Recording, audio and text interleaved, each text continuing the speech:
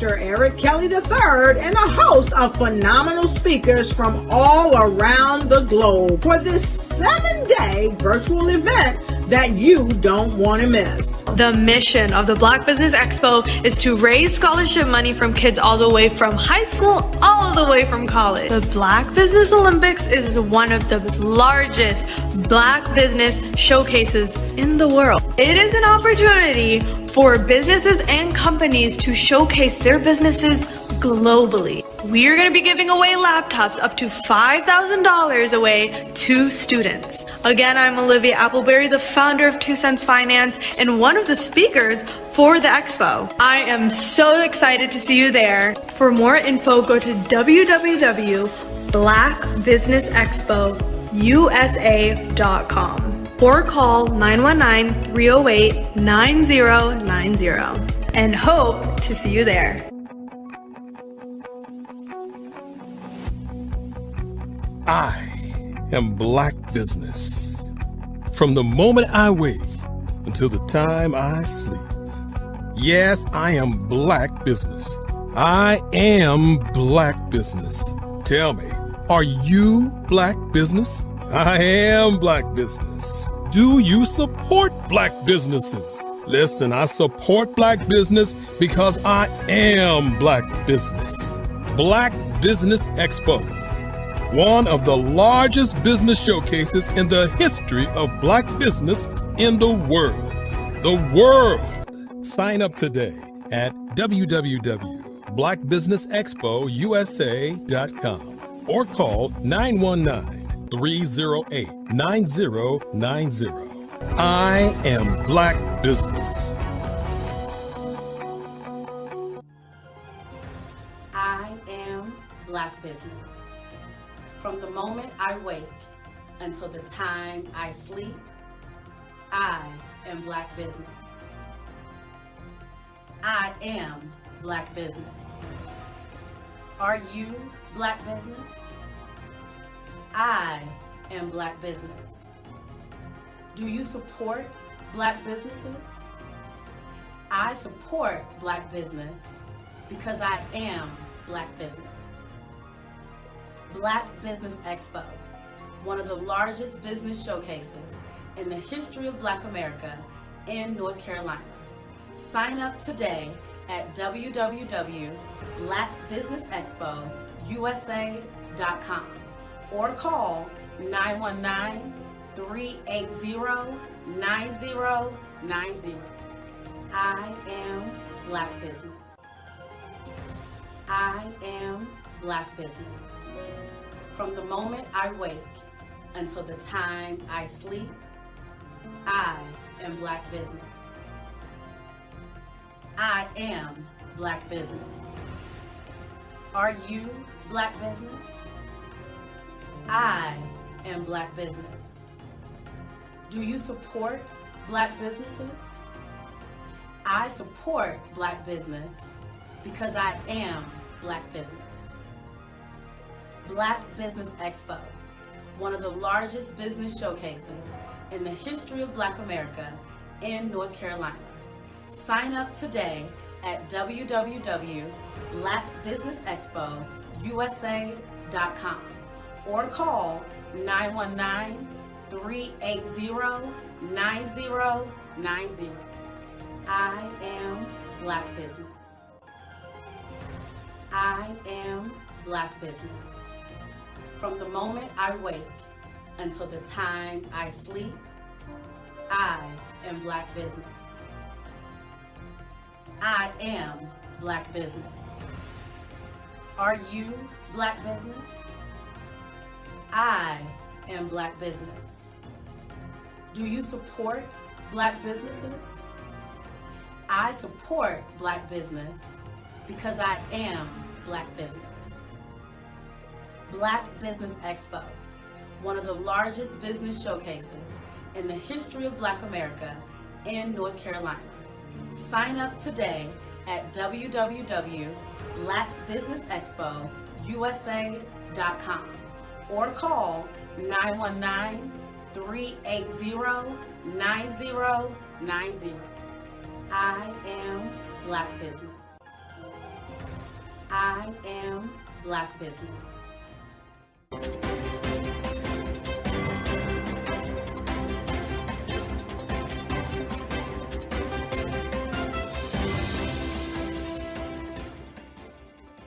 Over the past few years, we've seen the growth of existing and new initiatives focused on financial inclusion, building global networks, and reducing the wealth gap in response to the idea there's not enough seats at the table. Whether their outcomes are to increase the representation of Black executives on corporate boards, ensure an inclusive global economy, or to create new U.S. African commercial pathways, the strategies are often carried out by separate programs. The question is, should they be? With the continent of Africa being home to more than half of the world's fastest growing economies, the youngest workforce, over 400 companies generating more than $1 billion annually, 700 generating more than $500 million annually that are poised for growth, and being the destination of nearly $5 billion in venture capital in 2021. Diversifying U.S. and Africa commercial engagement by building bridges between African businesses and their U.S. diaspora should begin being seen as mutually beneficial. From helping to reduce Africa's enormous capital gap to catalyzing two-way trade opportunities, the COVID-19 global pandemic hopefully has taught us that global challenges and opportunities are more interconnected than we thought. During the pandemic, African companies like Unicorn Flutterwave, insurance provider Reliance Health, ride-hailing app Yasir, and 54Gene, the continent's first bank of DNA on people of African descent, proved that when African companies have access to networks, capital, and information, they grow big, grow fast, and create solutions that are valuable to the world. This is why Be Direct was created. We are the first U.S.-based but African-centric board preparedness and board search company designed to connect U.S. Black talent and corporations to African businesses. Unique and fundamental to Be Direct's success is our process of helping board candidates adapt their experience and networks to an African context before they're connected to high-growth companies that are looking to locally and globally scale. From our focus groups with African business execs and government leaders, we don't ignore the sentiment that business is easy, but people are hard. Having a pool of board candidates with hard-to-access networks and extensive experience across the business life cycle, including successfully raising capital, is table stakes for an initiative like this. So yes, we have that. But corporate or entrepreneurial success in the U.S. does not guarantee success in Africa. Developed alongside industry partners on the continent, our training program, Be Direct Prep, is designed to transpose their experience to create cultural comfort, understanding, and a commitment to helping businesses in Africa scale. Our board governance sessions are African, continental, and country-specific, integrated with cultural awareness and dexterity training, masterclasses led by African industry execs, and mentoring coaching from African continental-based facilitators. But even more unique to Be Direct Prep, we cap off our training program with an immersion trip to help candidates that have not been to Africa before see and feel Africa's complexity and opportunity from African soil. We all know traditional network-based board placement has historically left a lot of us out of ever really being in the paid board pipeline. Our strategy supports the work of many great organizations that are successfully filling seats at U.S. board tables by creating more tables for those that are still left on the sideline. It's time to start seeing the role and value of U.S. Black talent and businesses on the continent of Africa differently. Old perceptions and habits limit economic inclusion. Let's transition Black talent and the African businesses they will support from the periphery of the global economy to its core. Living in a global lockdown, we all know now how fast local and global economies can change, and see the value of having businesses that hire, strengthen local value chains, and even grow globally. Status quo in any form holds back progress. We must democratize U.S.-Africa commercial engagement by socially and economically connecting cultures that have long been disconnected. It's time for Africa's U.S. diaspora to redefine their global value by helping African businesses scale continentally and globally.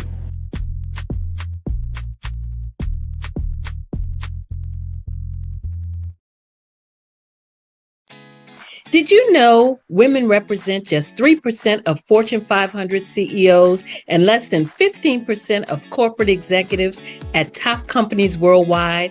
Have you wondered what the secrets are to getting into the top ranks, whether in the private or public sector? Do you want to figure out how to stop being held back in your career or passed over for promotion? Then you're in the right place. Hi, I'm Dr. Madeline Ann Lewis, President and CEO of the Executive Women's Success Institute. I have decades of experience in the military, the federal government, and corporate America, and my mission is to help women succeed and tap into their full potential. I want to reach 1 million plus women around the world to become the leaders they are meant to be. So if you want to move into a management or executive level position, or maybe you are a female veteran transitioning out of the military into business entrepreneurship, then reach out to the Executive Women's Success Institute at 301-693-3284. Let us get you on the fast track to success.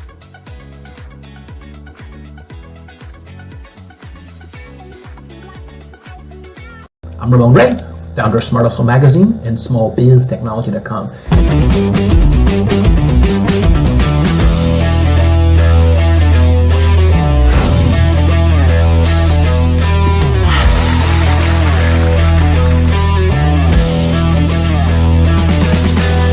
You're here today to celebrate small business success. Stand up on your feet. You rocked the house. It was amazing. Didn't we learn? For me, success comes from failure. One thing not to do is shake somebody's hand like this.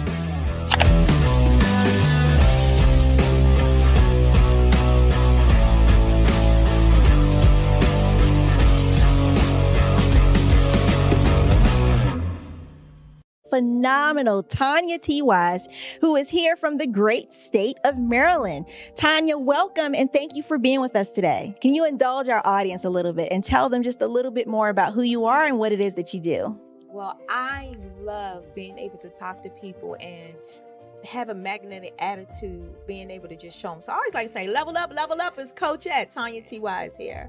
So can you tell our audience, just give them a teaser about what your presentation will be about? So my philosophy is that we should all be living our dream life.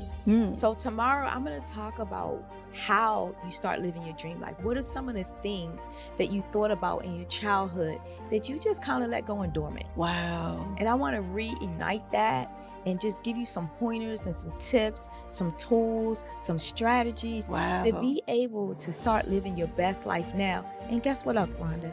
And leave an inheritance for your legacy. Oh my goodness. Okay, I know that's resonating with a lot of people. I've heard that you have a dynamic coaching program. Can you tell us a little bit more about that? Absolutely. So our coaching program help people that have the lack of time, that lack strategies, and lack the confidence to go after their dream life. So we help them implement tools, we help them implement strategies, as well as give them resources so that they can live their best life now and leave that inheritance. Wow. Oh, I love that. I love the leave the inheritance part. Listen, you are dropping some major nuggets, and I know a lot of what you're saying is resonating with a lot of people, but I think we're all curious. How did you even make this transition into the speaking and coaching arena? What's the story behind this? So I started out in finance, and I realized that a lot of people don't necessarily go after their dream life because of the lack of finances or the education behind finances. But it wasn't until I lost my firstborn, my only son, that life changed for me. And where I was going after it all, living the corporate life, hit my 6-figure income and living in my dream house with my dream man, driving my dream car. I nearly lost it all when I lost my son. And so I realized it only takes one financial catastrophe that can change your entire life. That's what made me start all new beginnings. Because no matter what's going on in life, there's a new beginning. And because of that, we develop a program called Wise Minded. My little slogan is, don't just dream it, let's live it. If they want to connect with you or work with you, what is the best ways for them to be able to do that? Well, for my social media guru, you can connect with me on every single social media platform as Tanya T. Wise. 5-Star BDM, Brand Development Masters, is a professional consulting and advisory group keenly focused on business development services for the small to mid-sized business and entrepreneurs. Although every business is unique, they often share business development challenges that can be addressed through smart branding. Services include process improvement and operations, digital strategy and transformation, business intelligence, digital marketing, and personal branding. Our business and personal branding company has helped a number of professionals and organizations to optimize and grow. This results in more business, more opportunities, better reach, positive outcomes. Visit www.5starbdm.com today to learn more. Hey everyone, it's Grant McGaw, CEO of 5-Star BDM and host of the award-winning Follow the Brand podcast and TV series, where I help you to build a 5-star brand that people will follow. My genius is personal brand development through intelligent communication and helping you achieve your business and career goals. I am a requested speaker on digital technology and brand development issues. I want to work with you to increase the value of your current opportunities while attracting new ones. Every one of you is unique, and we all share challenges that can be addressed through smart branding. As a super connector, I work with you as an executive coach to guide you along the complicated business and career development road, providing the enhancement tools and information you need to succeed. Together, I will help you succeed in today's challenging business climate. I will evaluate and measure your progress. Best of all, I am right alongside you every step of the way. Build the brand called you. Genius is coming.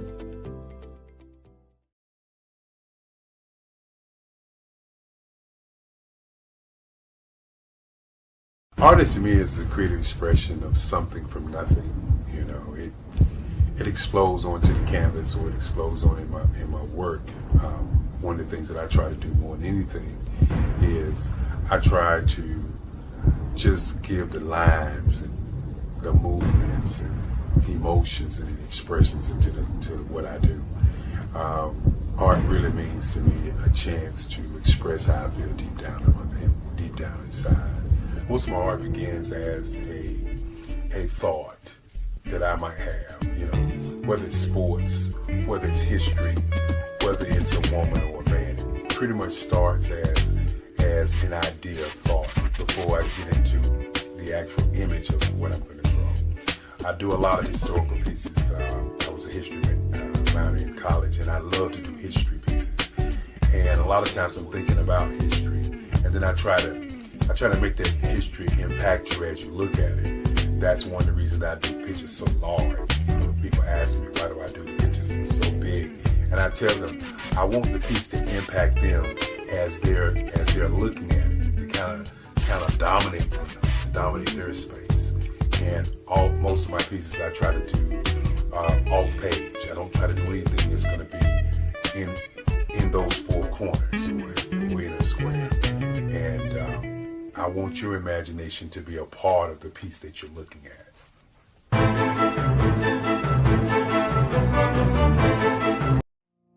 Did you know that approximately 333.34 million businesses exist today, according to a report from 2021? And you may be one of those businesses, or maybe you're not in the business market yet, but you're aspiring to be a business owner. Well, guess what? You're in the right place at the right time. Because let's face it, everything is about timing and opportunity. Hi, my name is Dr. Lotus Richey, and I'm the CEO and founder of the Lotus Richey Coaching and Consulting LLC, along with the Lotus Richey Ignite Show. 15 minutes of success with Dr. Lotus Richey, as well as books to boom your business and bring who you are. And today, I want to bring this amazing message to you about the Black Business Network and the Black Business Olympics. See, the Black Business Network and the Black Business Olympics is designed to help people just like you, that's right, that look like me, to take their business to the next level.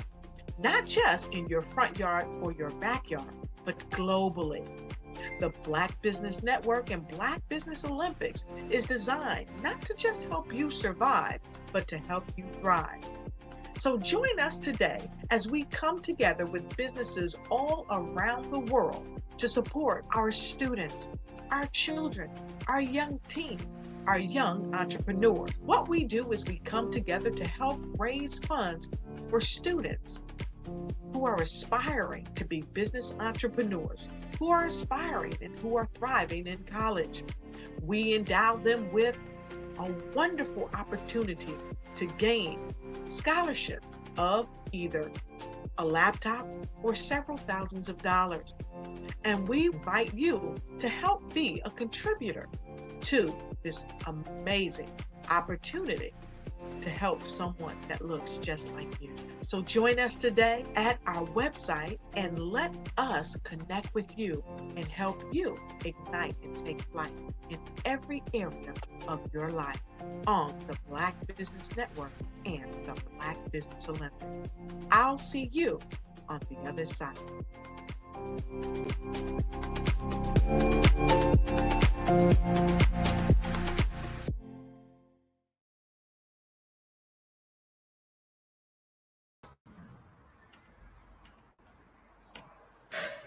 Good day, business owners, entrepreneurs, thought leaders, and corporations. Welcome to Black Business Network. My name is Nathan Twali Mlenga, and I am from Africa. You are watching me actually from Lusaka, Zambia. I am your business moderator for this day, on this particular day rather. Black Business for Black Business Network. The Black Business Network is the 24-hour business network showcasing Black businesses, business owners, entrepreneurs, as I already mentioned, and thought leaders worldwide. We have speakers from North Carolina, London, Singapore, Africa, Japan, and cities all over the United States. The Black Business Network is a global community sharing business knowledge, empower, inspire, and educate businesses about business owners about business. Our speaker for this day is the State of Black Business Olympics today. And I'll be the first speaker, and my name, as already stipulated, I'm just going to share a few things about my business and what I normally do and what I've been involved in. I've been coming on this particular platform from time to time. I've been talking about the Rise Up Summit, which will happen on 4th March this same year, 2024, on Monday. Basically, this movement started by just few individuals. I am part of them. And we just thought that it's just enough for people to be motivated, to be inspired. We need to come up with something that was going to help them. And this came as a thought because of what I've gone through as in youth, and came as a thought as a result of what people used to go through and reports that we used to receive individuals. I remember there was a time when I was in my 11th grade, should be 8th grade, not 7th grade. I had nobody to help me with the schools. And then I went to my grandfather, late grandfather. He had with me, and I only asked for money, which was less than $1. And then I told him, I want to start a business. Like, how can you start a business with less than $1? Then I was like, I've learned this in school, because by then I was doing bookkeeping and accounts. And then I used that money to buy, I bought some sweets, and I sold the sweets. Then I bought a cookie. I kept on buying until my shop expanded, and people were shocked because I used what I was learning in school and I applied it for me to gain what I wanted. And the same knowledge that me and my team wanted to share the rest of the world or the community. My friend, one of them is Medium from Malawi. I've got also from Namibia, and also Kamara, part of the movement. So this particular movement started as a result of what we used to see young people were going through. In others were having challenges when it comes to school.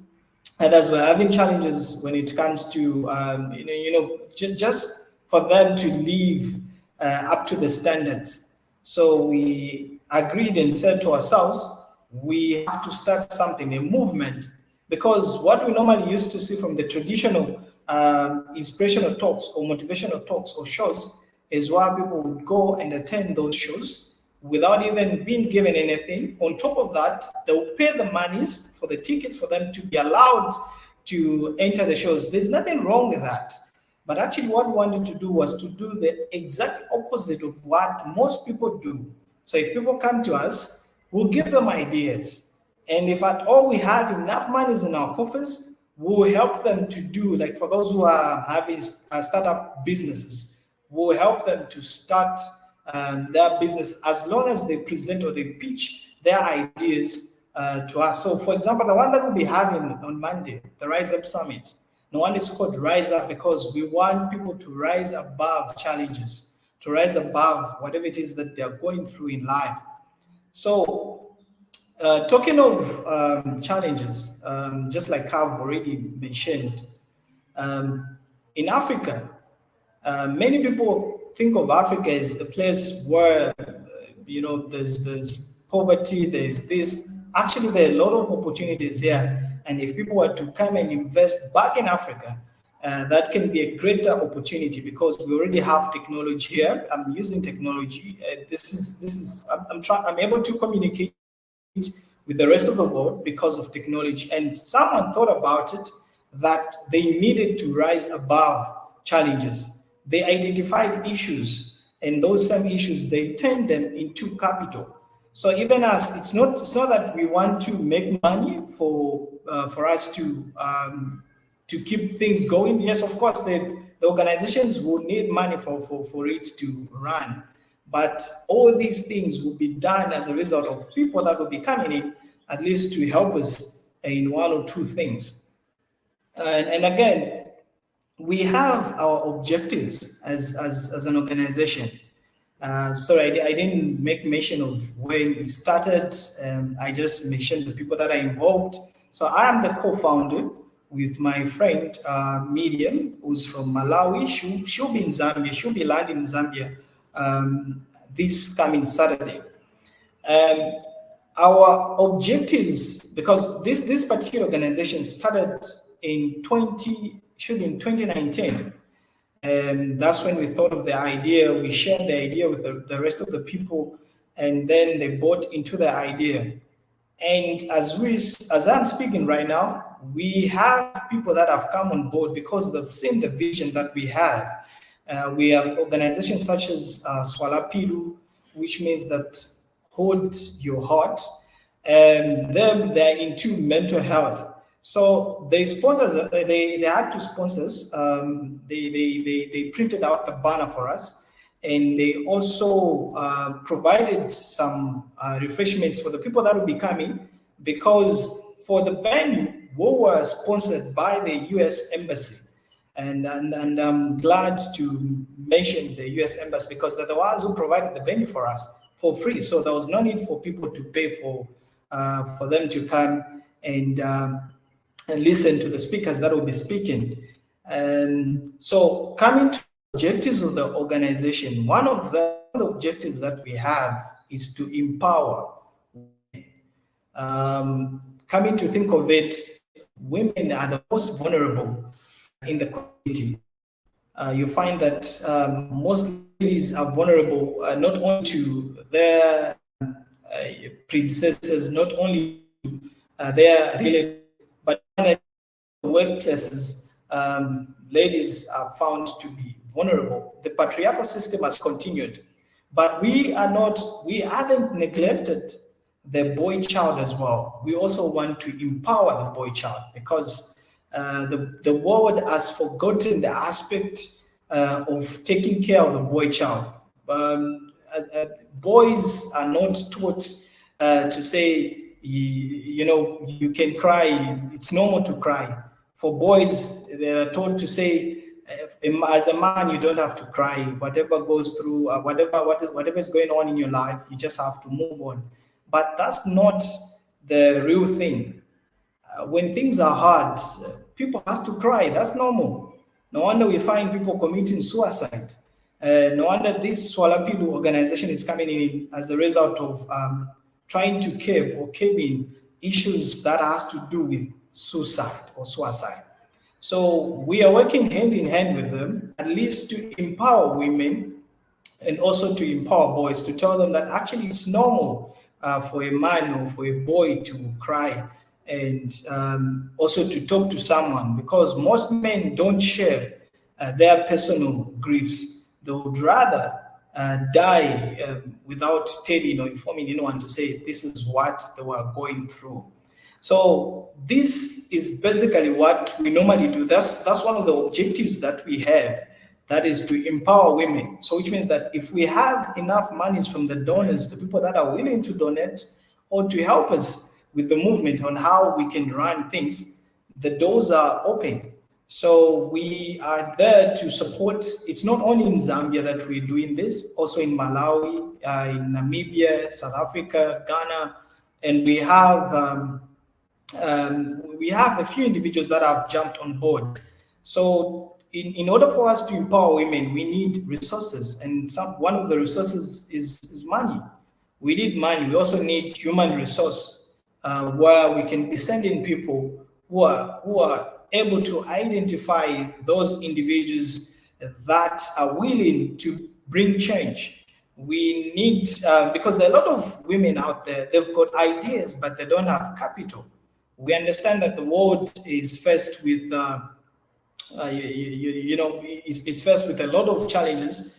Just some few years ago, we are faced with COVID-19, and now we're also having other challenges that may hinder people not from progressing. So the other objective that we have as Rise Up movement or Rise Up Summit movement is that we also want to educate. Apart from empowering them, we also want to educate them. So we have a program where if we have enough money, we'll get some of the monies. We sponsor those who are in tertiary education. We also sponsor those who are in secondary and elementary. We also try to sponsor those who would like to study abroad, but at the moment we are just dealing with the locals. So when the monies are enough, our objective is to make sure that we sponsor not only the less privileged, but there are those who are in school. It's just that maybe their parents are just having some difficulties. We also try to jump in. So apart from empowering women, we are also there to provide education. We work hand in hand with the orphanages. so that we try and see what can work best for the both of us or for both our stakeholders. We also try by all means to provide rehabilitation centers for the street kids, because we understand that they also need help in as much as they may be in the streets. Some of them, of course, they have a genuine reason of being there, but that's not the better place for someone to stay, because they need shelter, they need food, and you find that the things that they're taking in is not even good for their health. So we are trying by all means at least to help the street kids. We are trying by all means at least to help the less privileged. We're also trying by all means to provide a shelter for these young ones or young chaps, for them to have a better life. Because one of the goals, just like I stated in my introduction, that is to bring change and to make sure that people rise above their challenges. Otherwise, it's not good for me to have everything and I forget about my brother who's in the streets. Otherwise, if I've got something, I need to share with them, because I am what I am because of what somebody did to me. Somebody helped and extended their hands for me to be here. So I also have to do the same thing. I have to extend where I can, and I have to make sure that my neighbor is being taken care of, because my neighbor is anyone who's directly and indirectly affected by my actions. So we have to make sure that we are our brother's keeper, and that's what has been one of our objectives. And the other thing is also to provide a platform for the speakers. Like we do provide, we do have Speakers Association. One of the organization is Fly High Speakers Association, where we engage speakers. We provide them with a platform where they'll come and speak. And we even find audience. We provide them with people, and then they just have to come, because we want to try and identify talents that people have, because others are good at speaking, then others are also good at teaching. So we want to try by all necessary means to identify. So that's also another objective that we have, which is to identify the talents that individuals have. So we are working tirelessly just to make sure that we do our level best to do that which is required for people to get there. Then the other thing that we are also doing, we try. It's just that it's very sad. May he so rest in peace, the late president of Namibia. We were trying to engage with the government and also some organizations from Namibia. The process even started. It's just that there's state funeral in Namibia. It just died a month ago. So which is very sad, but otherwise we tried by all means to engage governments, to work with them, apart from providing platforms for the speakers to come and speak on our platforms, on our shows. So talking of the speakers, on Monday we will have some speakers. Some of them are doctors, some of them are lawyers, some of them are farmers. We have one particular speaker who's done doctorate. She's even the dean of law school of one of the schools in Zambia, and these are it's a tier 1 school. It's recognized and it's at par with the University of Zambia. Her name is Dr. Chinambu Kafwilu, and she's one of the respected individuals that I've ever seen, and she's mentored me in many ways, legally, emotionally, everything. Like, she's mentored me, and this will be one of the speakers that will come and speak at this important event. The other speaker that we will have is no other than Ambassador Michelle Manda. She is the former ambassador to Malaysia, Zambia to Malaysia. She worked there during the times of should be Sata or Mwanawasa, and her works were recognized by the state. Actually, she's a very hardworking woman. She holds a master's in law. She also holds degree in law, and she also has got other businesses. She's worked with international organizations. She's also worked, she's the human rights activist. The other speakers that we also have Miss Mtinta Mono. She's the farmer, and a teacher and a consultant. She's also done great things for this country, Zambia, and also she's done a lot for Africa. We also have Faith in Ngwira Mbewe. She's also a member of Toastmasters, and she's also a great speaker. So these people that I've talked about will come and share their experiences on the platform that we've provided for them. Otherwise, this is not a movement that will just end and die its natural death. No, it will keep on going and until I don't know, because we have tried by all means and we thought about it to say we need to have objectives that will be in line with what people want. So talking of the event, just like I've already talked about it, we are going to provide, in fact, the people that are going to attend, those who have registered for them to attend, are not going to pay anything for the tickets. So which means that they are just attending for free. The speakers are just coming to speak voluntarily, meaning we're not even paying them anything. So we are trying to raise monies to fulfill our objectives.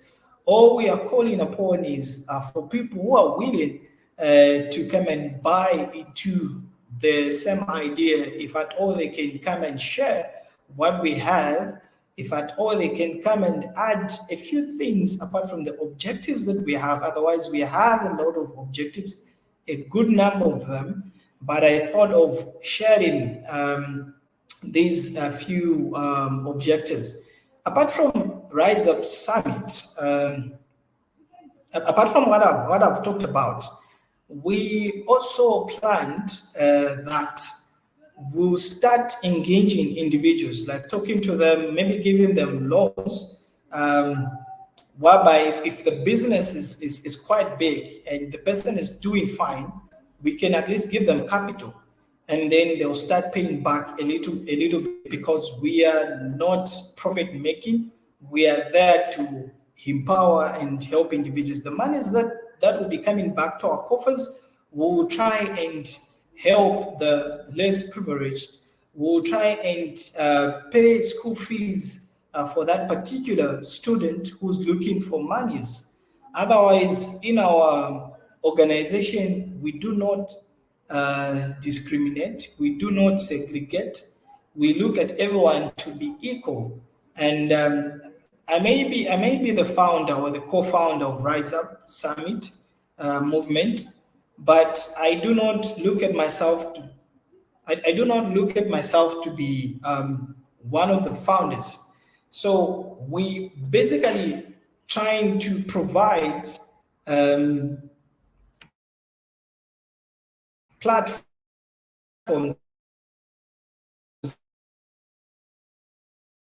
that will eventually work for people that will provide means for them to have access to services and products.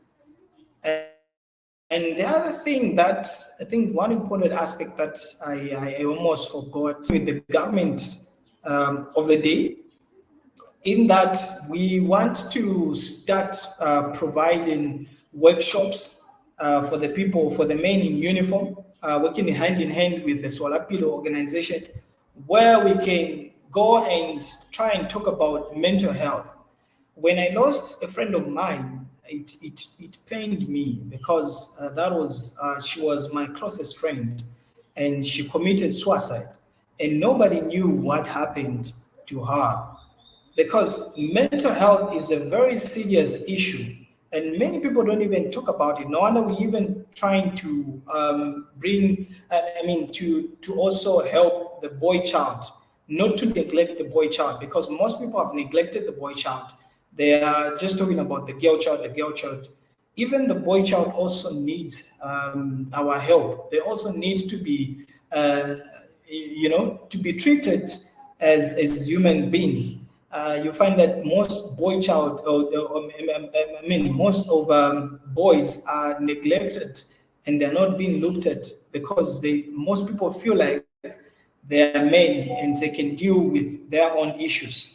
I feel like it's cardinal for us to look into these aspects, to provide platforms. So all we do as Rise Up Summit is to provide platforms for people to come and speak, just like Black Business Expo, where people would come and showcase what they normally do. And I'm glad that I am the moderator. I'm part of Black Business Expo. I'm doing my level best to moderate and to make sure that whatever it is that I'm putting in, or the efforts that I'm putting in, are also showcasing or showing to the rest of the world that actually this is what these people are doing, and they mean business. So working with the government and trying to provide platforms or trying to have workshops, all we are trying to do is to provide safe place for individuals, to provide safe place for boys, to provide safe place for girls, to provide safe place for women and ladies, and also men and women, women in uniform. Because there has been so many cases of suicide where people have committed suicide for no particular reason. So our movement is actually big. Our goals are actually big. We are trying by all means at least to bring on board individuals that may be willing to work with us, that may be willing to look into these aspects and these objectives that I've shared. In Africa, for those who are overseas, in Africa, there are so many things that you can do as an individual, as an investor. There are international laws that normally protect the investment of someone. You may enter into what is known as stabilization clauses or stabilization clause, which protects your investment. And there's MIGA, which also protects your investment in terms of wars and whatever that may happen to you, because that will be an insurance. So all I'm trying to say is that when people come here to share ideas and businesses, let's try by all means also to support them, because we've got means. Means are there, yes, we may support them, but we should try by all means also to extend our hands to invest back in Africa.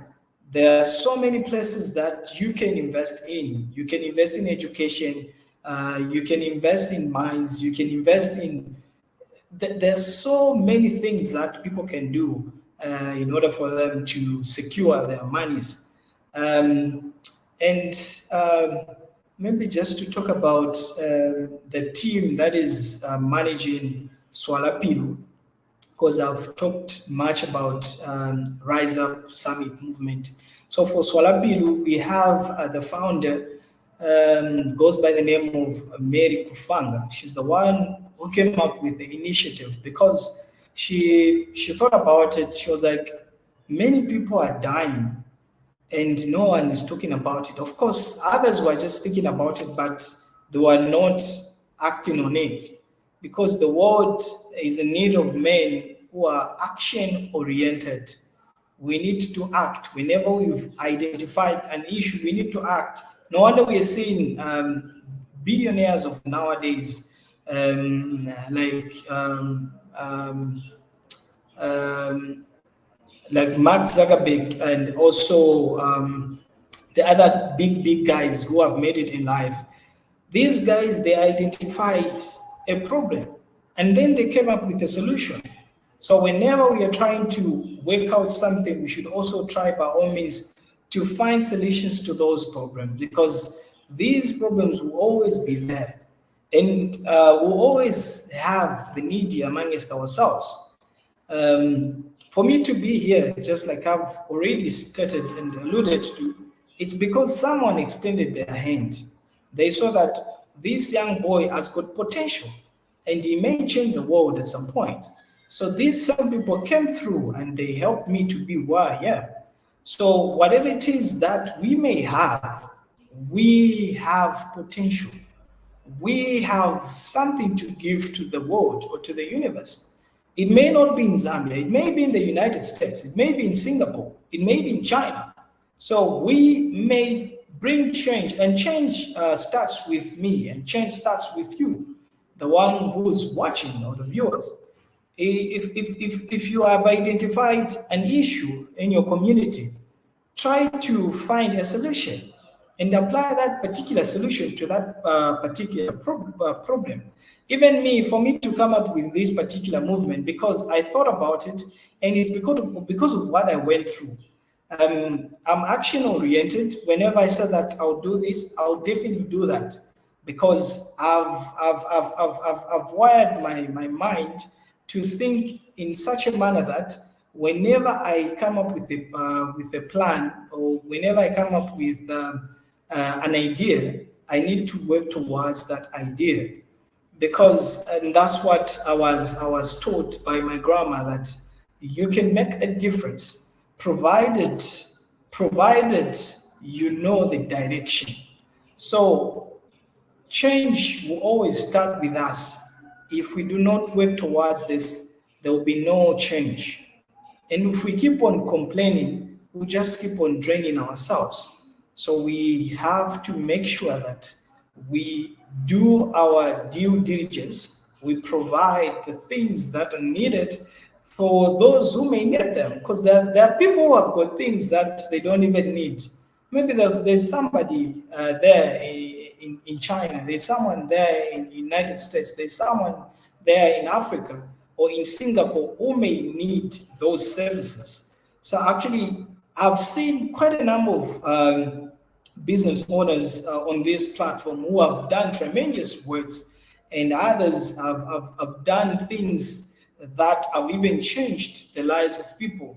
Talking of Dr. Eric, is provided the platform for people, even those who are in Africa, to come and speak on such a platform. He thought of it to say, actually, there's need for me to provide a platform for people to come and speak, for them to network, for them to sell out their services, and which is very good. This also comes to the objectives that we do provide as Rise Up Summit. I talked of, we provide objectives such as we are trying to empower women, we are trying to empower boys, we're also trying to empower girls. We are also trying to educate them, which is the monies that we raise normally goes into our coffers in order for us to provide a proper education, because just like Nelson Mandela said, education is the key to success, because education is the only equalizer that people have. People may go as far as being called doctors. People may go as far as changing their lives because of education. Because nowadays people need somebody who's got a paper, because they understand that actually they think in a different way, and their level of understanding is actually different. Unlike someone who hasn't been to school, their thinking is totally different from what somebody who has been to school may reason and articulate certain issues. Then we also think of providing platforms for speakers to come and speak. We also have one of the objectives is also to rehabilitate or to provide rehabilitation centers for street kids because we think that they too need our services. So the other thing that we are working towards as an organization is also to provide workshops where we can go and train and where we can go and talk about mental health or mental issues, because many people don't just share, especially men. Men go through these things, but they don't want to share with anyone because they are scared that the moment they tell someone that they were beaten by their wives, someone will start laughing at them. It's normal to share with someone because we all need help. All of us need help. Nobody's self-made. We all need help. Women need help. And just like I stated that we want to empower women because women seems to be the most vulnerable. It's not by nature, it may be by nature, but we're also trying to see or to look into it that we provide platforms and means for them to at least to be independent. I'm glad and happy that many women that I've watched on this platform are independent and they're able to do marvelous works. With the few minutes that I've remained with, would like to share the contacts that you can use to reach out to me. The email that I normally use, there's the email for the organization, and there's the personal email that I normally use. So my personal email is nathan.twain1@gmail.com. Then there's the email for the organization, which is Rise Up Summit 2@gmail.com. Then there's also Swalapilu, Hold Your Heart, @gmail.com. Then my personal number is +260 975 40 5074 +260 975 40 5074. Those are the numbers. So basically, what I've been talking about is that we can rise above challenges. So the kind of business that we're engaged in, because we're providing services to people, is that we want to provide platforms for speakers to come and speak.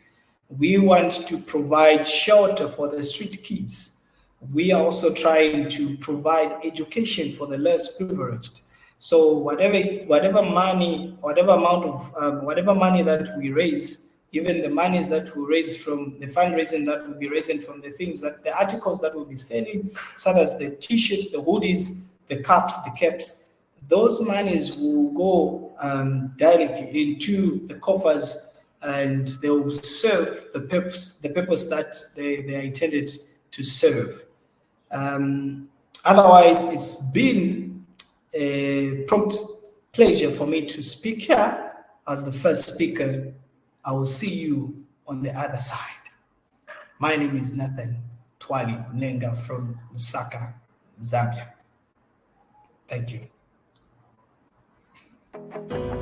I am Black Business. From the moment I wake until the time I sleep, I am Black Business. I am Black Business. Are you Black Business? I am Black Business. Do you support Black businesses? I support Black business because I am Black Business. Black Business Expo, one of the largest business showcases in the history of Black business in the world.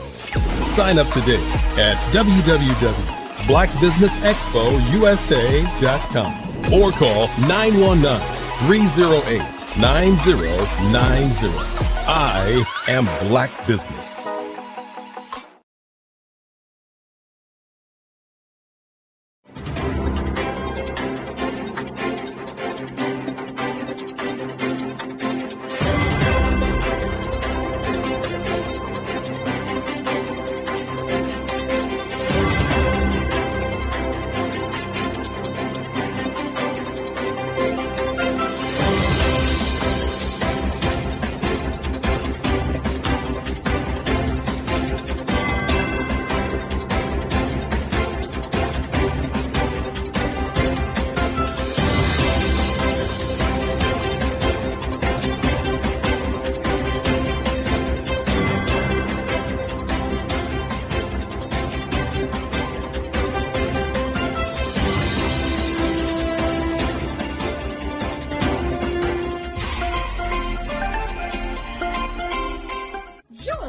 Dr. Eric Kelly III, and a host of phenomenal speakers from all around the globe for this 7-day virtual event that you don't want to miss. The mission of the Black Business Expo is to raise scholarship money from kids all the way from high school, all the way from college. The Black Business Olympics is one of the largest Black business showcases in the world. It is an opportunity for businesses and companies to showcase their businesses globally. We are going to be giving away laptops up to $5,000 away to students. Again, I'm Olivia Appleberry, the founder of 2 Cents Finance and one of the speakers for the expo. I am so excited to see you there. For more info, go to www.blackbusinessexpousa.com or call 919-308-9090 and hope to see you there. I am Black Business. From the moment I wake until the time I sleep. Yes, I am Black Business. I am Black Business. Tell me, are you Black Business? I am Black Business. Do you support Black businesses? Listen, I support Black business because I am Black Business. Black Business Expo, one of the largest business showcases in the history of Black business in the world. The world! Sign up today at www.blackbusinessexpousa.com or call 919-308-9090. I am Black Business. I am Black Business. From the moment I wake until the time I sleep, I am Black Business. I am Black Business. Are you Black Business? I am Black Business. Do you support Black businesses? I support Black business because I am Black Business. Black Business Expo, one of the largest business showcases in the history of Black America in North Carolina. Join Dr. Eric Kelly III and a host of phenomenal speakers from all around the globe for this 7-day virtual event that you don't want to miss. The mission of the Black Business Expo is to raise scholarship money from kids all the way from high school, all the way from college. The Black Business Olympics is one of the largest Black business showcases in the world. It is an opportunity for businesses and companies to showcase their businesses globally. We are going to be giving away laptops up to $5,000 away to students. Again, I'm Olivia Appleberry, the founder of 2 Cents Finance and one of the speakers for the expo. I am so excited to see you there. For more info, go to www.blackbusinessexpousa.com or call 919-308-9090 and hope to see you there. I am Black Business. From the moment I wake until the time I sleep. Yes, I am Black Business. I am Black Business. Tell me, are you Black Business? I am Black Business. Do you support Black businesses? Listen, I support Black business because I am Black Business. Black Business Expo, one of the largest business showcases in the history of Black business in the world.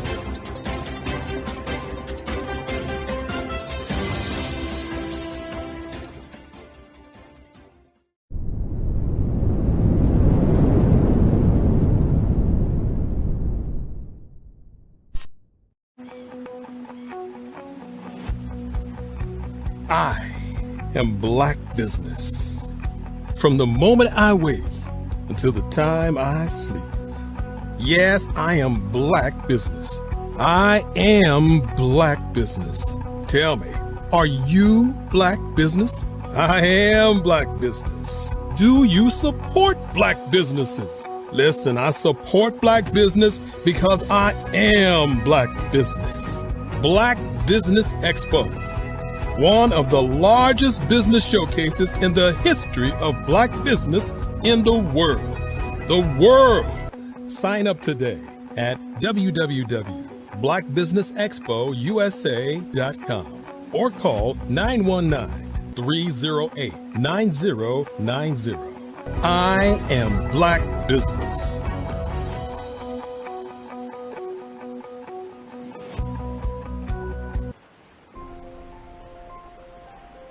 What if you could build your own city?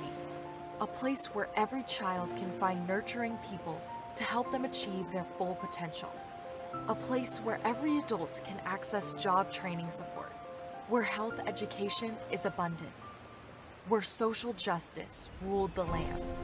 A place without limitations. Welcome. You have arrived at STEM City USA. It is what every city should be.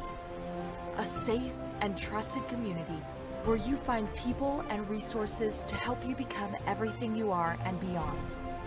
STEM City is unlike anything you have ever experienced. It is a digital twin of the world around you, only better.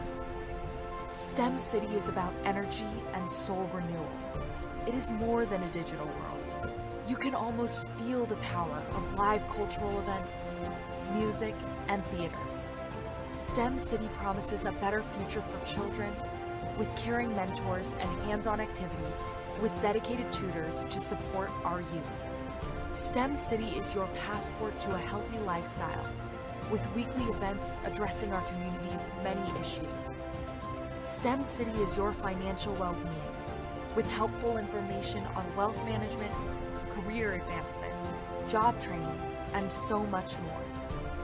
STEM City is the community you deserve. It is the city where your dreams can come true.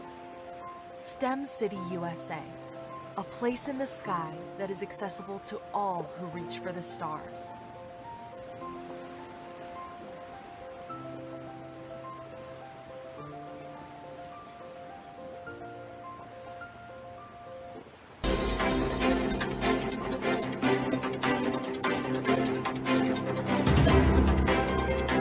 Hello, I am Dr. Eric Kelly III, the visionary strategist and founder of the Black Business Olympics.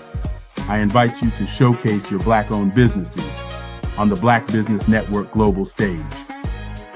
The Black Business Olympics is a global Black Business Network platform that propels Black-owned businesses into the international spotlight.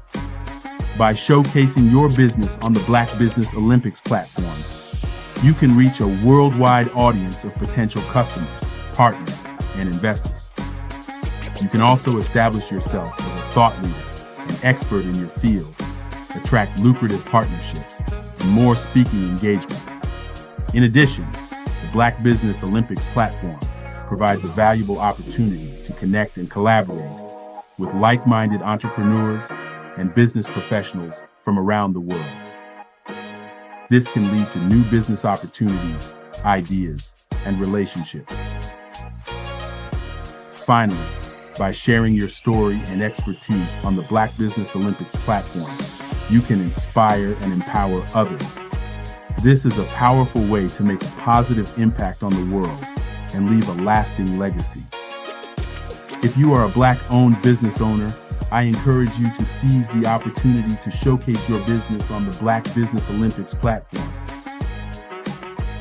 It is a once-in-a-lifetime opportunity to make an indelible mark on the world.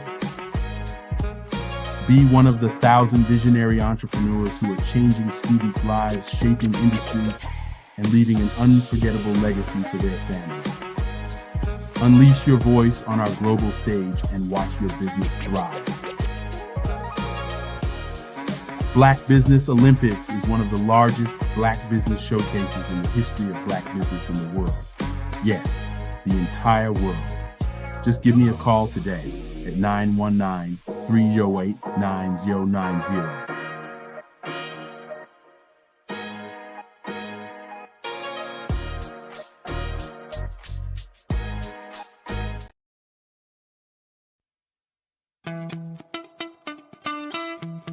How many times have you been asked to help someone you didn't even know? A student, a business entrepreneur?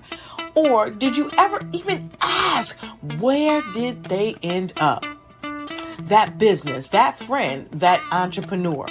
Well, just maybe they ended up in a gang, bankrupt, homeless, or worse, dead. Maybe they turned to crime, drugs, and alcohol. Did you ever wonder? Did you destroy their dream, or was your life always so easy? At the Black Business Olympics, we started a movement to help students complete. Give them hope and foster success. Help them to leave their dreams of providing laptops, computers, and up to $5,000 in scholarship funds. Today, we ask you to help a student, a business owner, or an entrepreneur to realize their dream by sponsoring them, supporting them, and buying from them. Consider this. With $1.6 trillion in our Black community, we only ask for a small donation for our students, our businesses, and our entrepreneurs. And you can change a life today. So I ask you, what are you going to do? Sit on the sideline and watch our students in high school be leaders, miss out on their dream from lack of resources?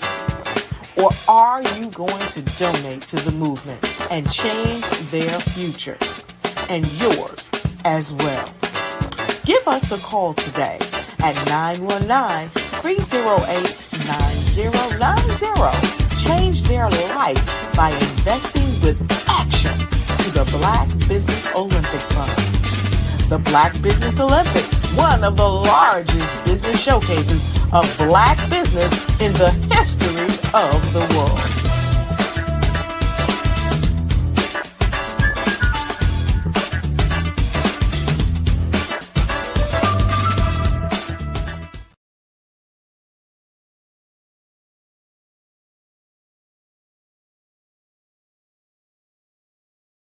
I am from Washington, D.C., but I was raised in Durham, North Carolina. I came to Durham when I was about 5 or 6, and then I traveled back and forth to D.C. because it's where my people are from.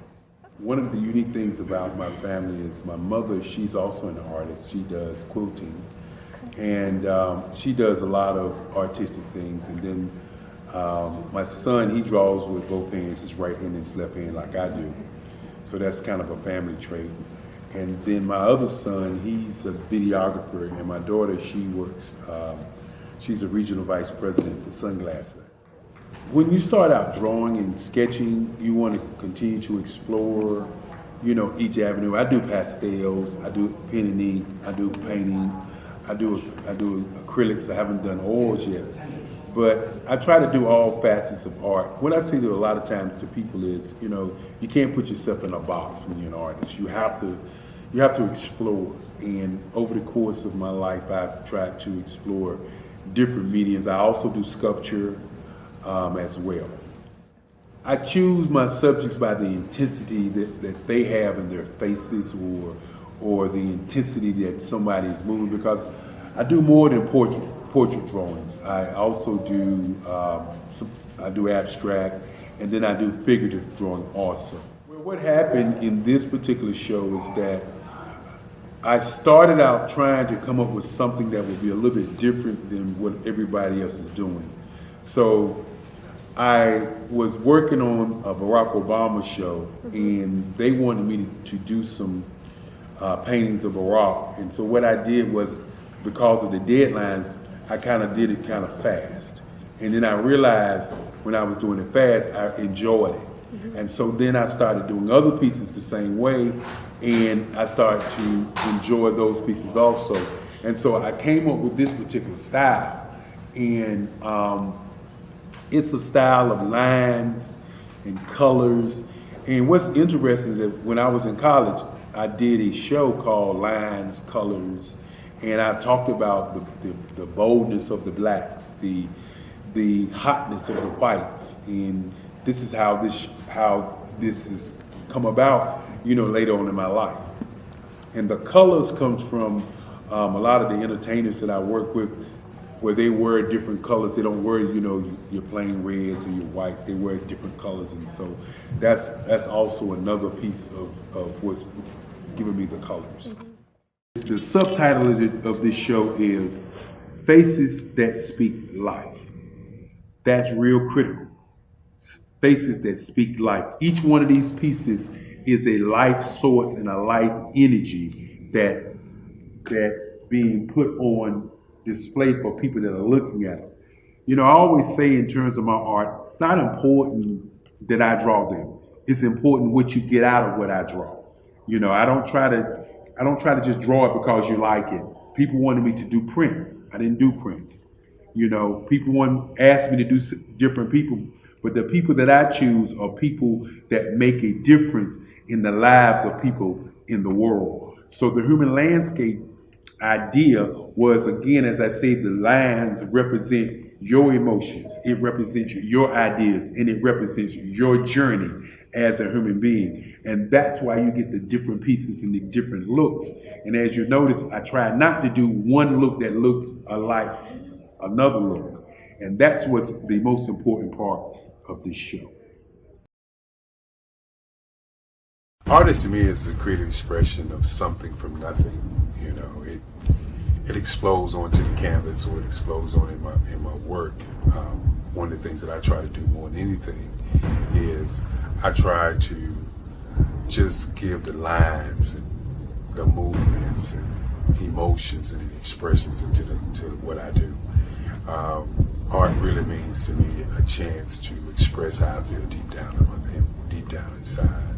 Most of my art begins as a thought that I might have, whether it's sports, whether it's history, whether it's a woman or a man. It pretty much starts as an idea of thought before I get into the actual image of what I'm going to draw. I do a lot of historical pieces. I was a history minor in college, and I love to do history pieces. And a lot of times I'm thinking about history, and then I try to make that history impact you as you look at it. That's one of the reasons I do pictures so large. People ask me, why do I do pictures so big? And I tell them, I want the piece to impact them as they're looking at it. To kind of dominate them, dominate their space. And most of my pieces I try to do off page. I don't try to do anything that's going to be in those four corners or in a square. And I want your imagination to be a part of the piece that you're looking at.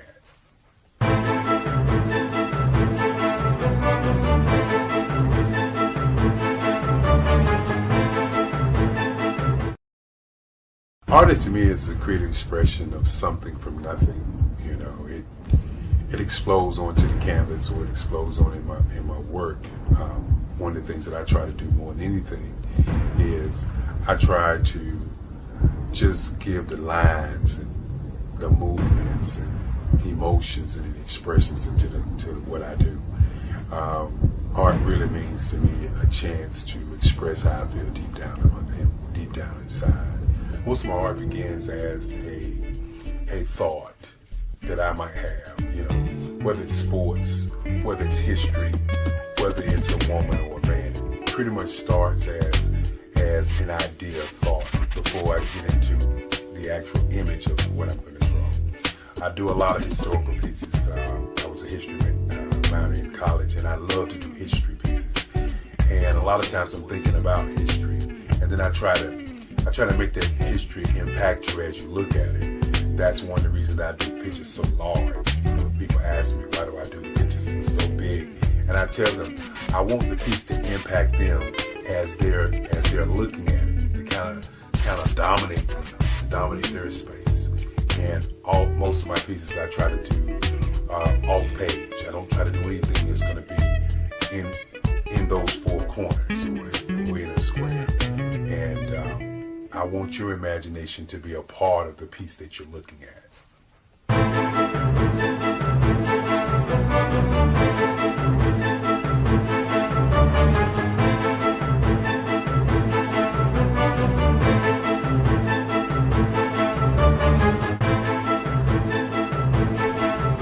The way I feel when I'm drawing, when I'm creating something, is I feel free. I feel like there's an anticipation of something that's going to come. I try not to draw first. I try to draw second. And what I mean by that is I try to allow myself to kind of get into the piece and just relax. Sometimes I miss time. I'll draw 2, 3 hours, sometimes 4 hours. And while I'm drawing, it's just a free. I just feel free. I mean, I feel like time stands still.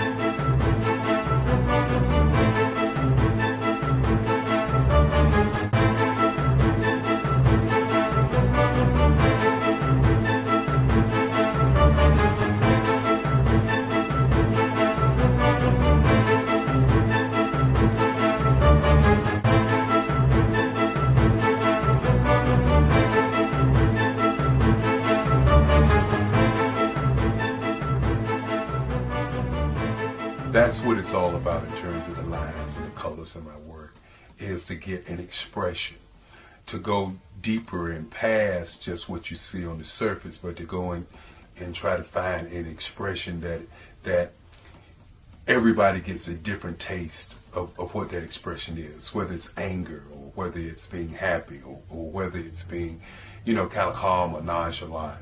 That expression that people take away from the piece is the most important part of what I do as an artist. Bold is the size of my pieces, where I try to do the piece larger than life, to kind of push forward toward you. That's what the boldness is all about. It's not so much about the lines, it's about the size.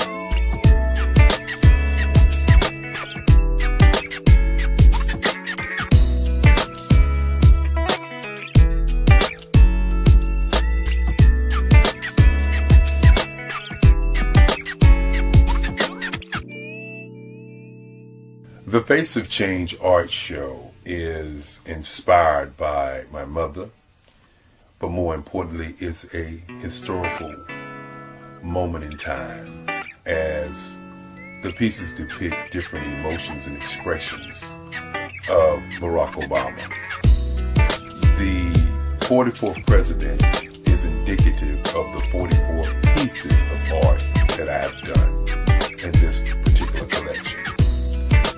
When you begin to think about expressions and portraits, this is a portrait gallery of expressions of what transpired as Barack Obama ran for office. Some of the pictures are abstract and some are expressionistic.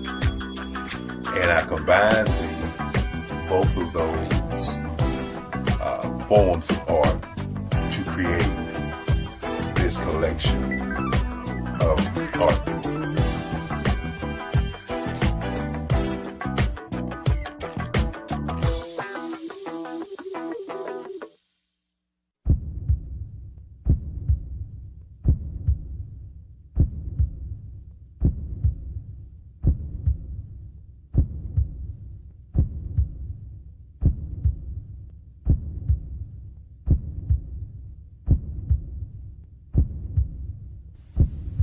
Overcomer,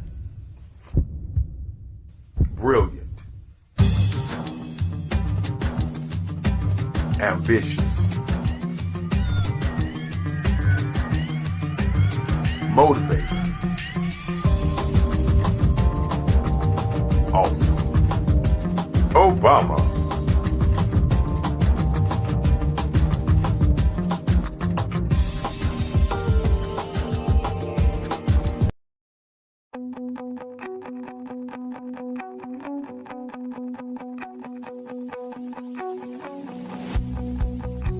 I am Black Business. From the moment I wake until the time I sleep. Yes, I am Black Business. I am Black Business. Tell me, are you Black Business? I am Black Business. Do you support Black businesses? Listen, I support Black business because I am Black business. Black Business Expo, one of the largest business showcases in the history of Black business in the world. The world! Sign up today at www.blackbusinessexpousa.com or call 919-308-9090. I am Black business.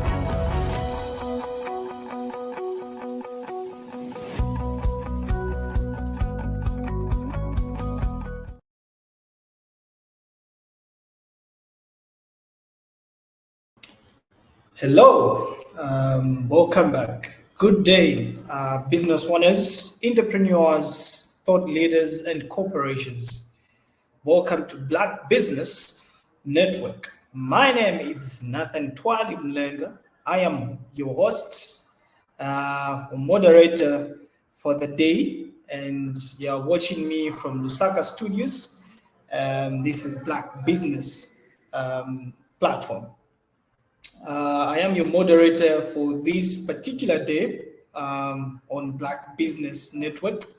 The Black Business Network is a 24-hour business network showcasing Black businesses, business owners, entrepreneurs, and thought leaders worldwide. We have speakers from North Carolina, London, Singapore, Africa, Japan, and cities all over the United States. The Black Business Network is a global community sharing its business knowledge to empower, inspire, and educate businesses about business. The keynote speaker for today, or our speaker for this particular hour, is no other than Dr. Eric. Dr. Eric is one of the prominent African-American artists of the last 3 decades. His oil on canvas work is a harmonious blend of abstract and expressionist portraits featuring pop culture icons. Furthermore, as the founder of the Black Business Olympics, Dr. Kerry has created a platform that uplifts and empowers, fostering a community where diversity, innovation, and excellency are celebrated. And this vision has paved the way for a brighter, more inclusive future for today's youth. Viewers, without further ado, I give you, and I'm honored to host the owner of Black Business Expo, Dr. Eric. Without further ado, I give you Dr. Eric. Good morning, good morning, good morning. How are you today? Morning, Dr. Eric. How are you? Doing pretty good as we get prepared for presentation that I wanted to make this morning as we continue to bring people to the platform. And you're located where? In Lusaka, Zambia, Africa. Okay. Just want to make sure people understand that we are reaching out across the globe to business owners and to thought leaders like yourself, young man, to share in the information about what's going on in the world. Again, want to thank you. And as we say, genius is common, and I'll see you on the other side. Good morning, good morning, good morning as we get prepared to look at today. And today's theme is advertising, public relations, marketing, sales, merchandising, and public relations.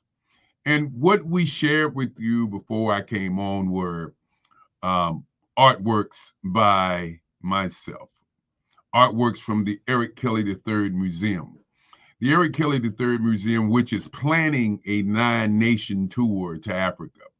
And so wanted you to kind of begin to see what different levels that has to happen as you, as a business owner, begin to promote, advertise, market, sell, and create merchandise for your business.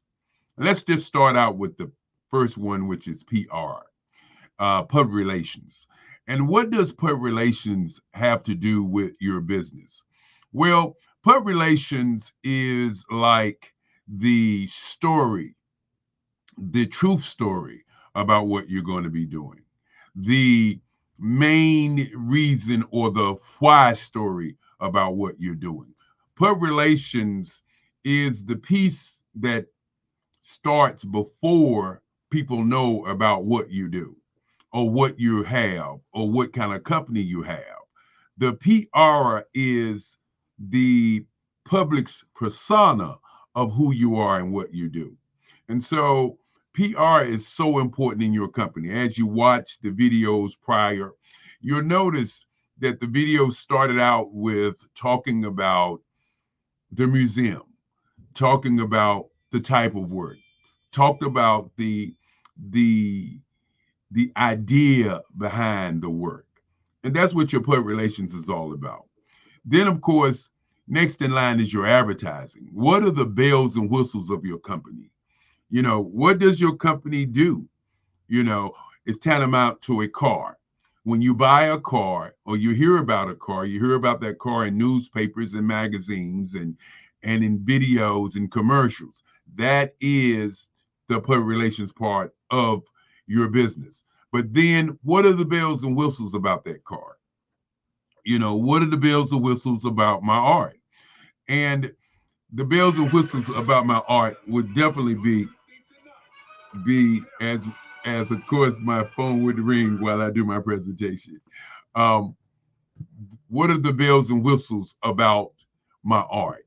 The bells and whistles about my art are abstract expression. Abstract expression. The expressions in my art is the bells and whistles. The line work in my art is a part of the bells and whistles. The colors in my work is a part of the bells and whistles. The subject matter of my art is not a part of the bells and whistles. The subject matter in my art is a part of my art. I want you to get that for a moment. When you look at your company, you know, what is your unique advantage? What is your features and what is your benefits about your company? That is what people want to know. They don't want to know how long you've been in business, because most of the time they expect you to be a competent or a business that's been in business for a while, that's doing great things. So as we look at the advertising piece, or as you look at your car, and we want to keep that going backwards and forwards so that you can kind of get a feel, because some people can see what a car is. And so that's why I use that analogy. So with your car may have a engine, a type of engine that makes it a benefit to you. The engine may be also a feature. You may have power windows, power door locks. You may have a exercise trunk. You may actually have a large vehicle or a small vehicle. These are the features and benefits. This is the advertising piece. This is what the car has. You know, why would I buy the car? Okay, becomes the marketing. The marketing is the gas that runs what you do. So let's talk about marketing of the art. The marketing of the art is who you put that art in front of so that they can see the bells and whistles, which are your advertising. So many times I talk about you can lead a horse to water, but you want to be the salt. You can lead a horse to water, but you want to be the salt. Because many times people say you can lead a horse to water, but he won't drink. Okay. Ask yourself in your business, what part of your business are you? Are you the leader of the horse to the water?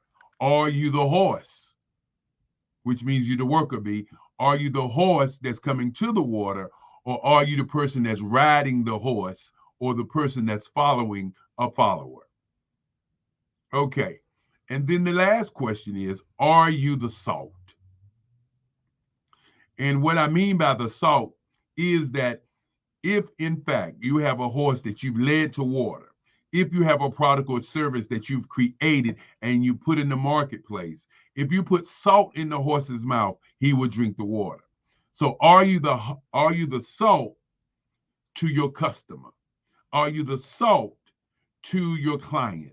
Are you the salt to your success? And so these are the kinds of things that people don't think about when they think about marketing. Marketing is the gas that runs the car.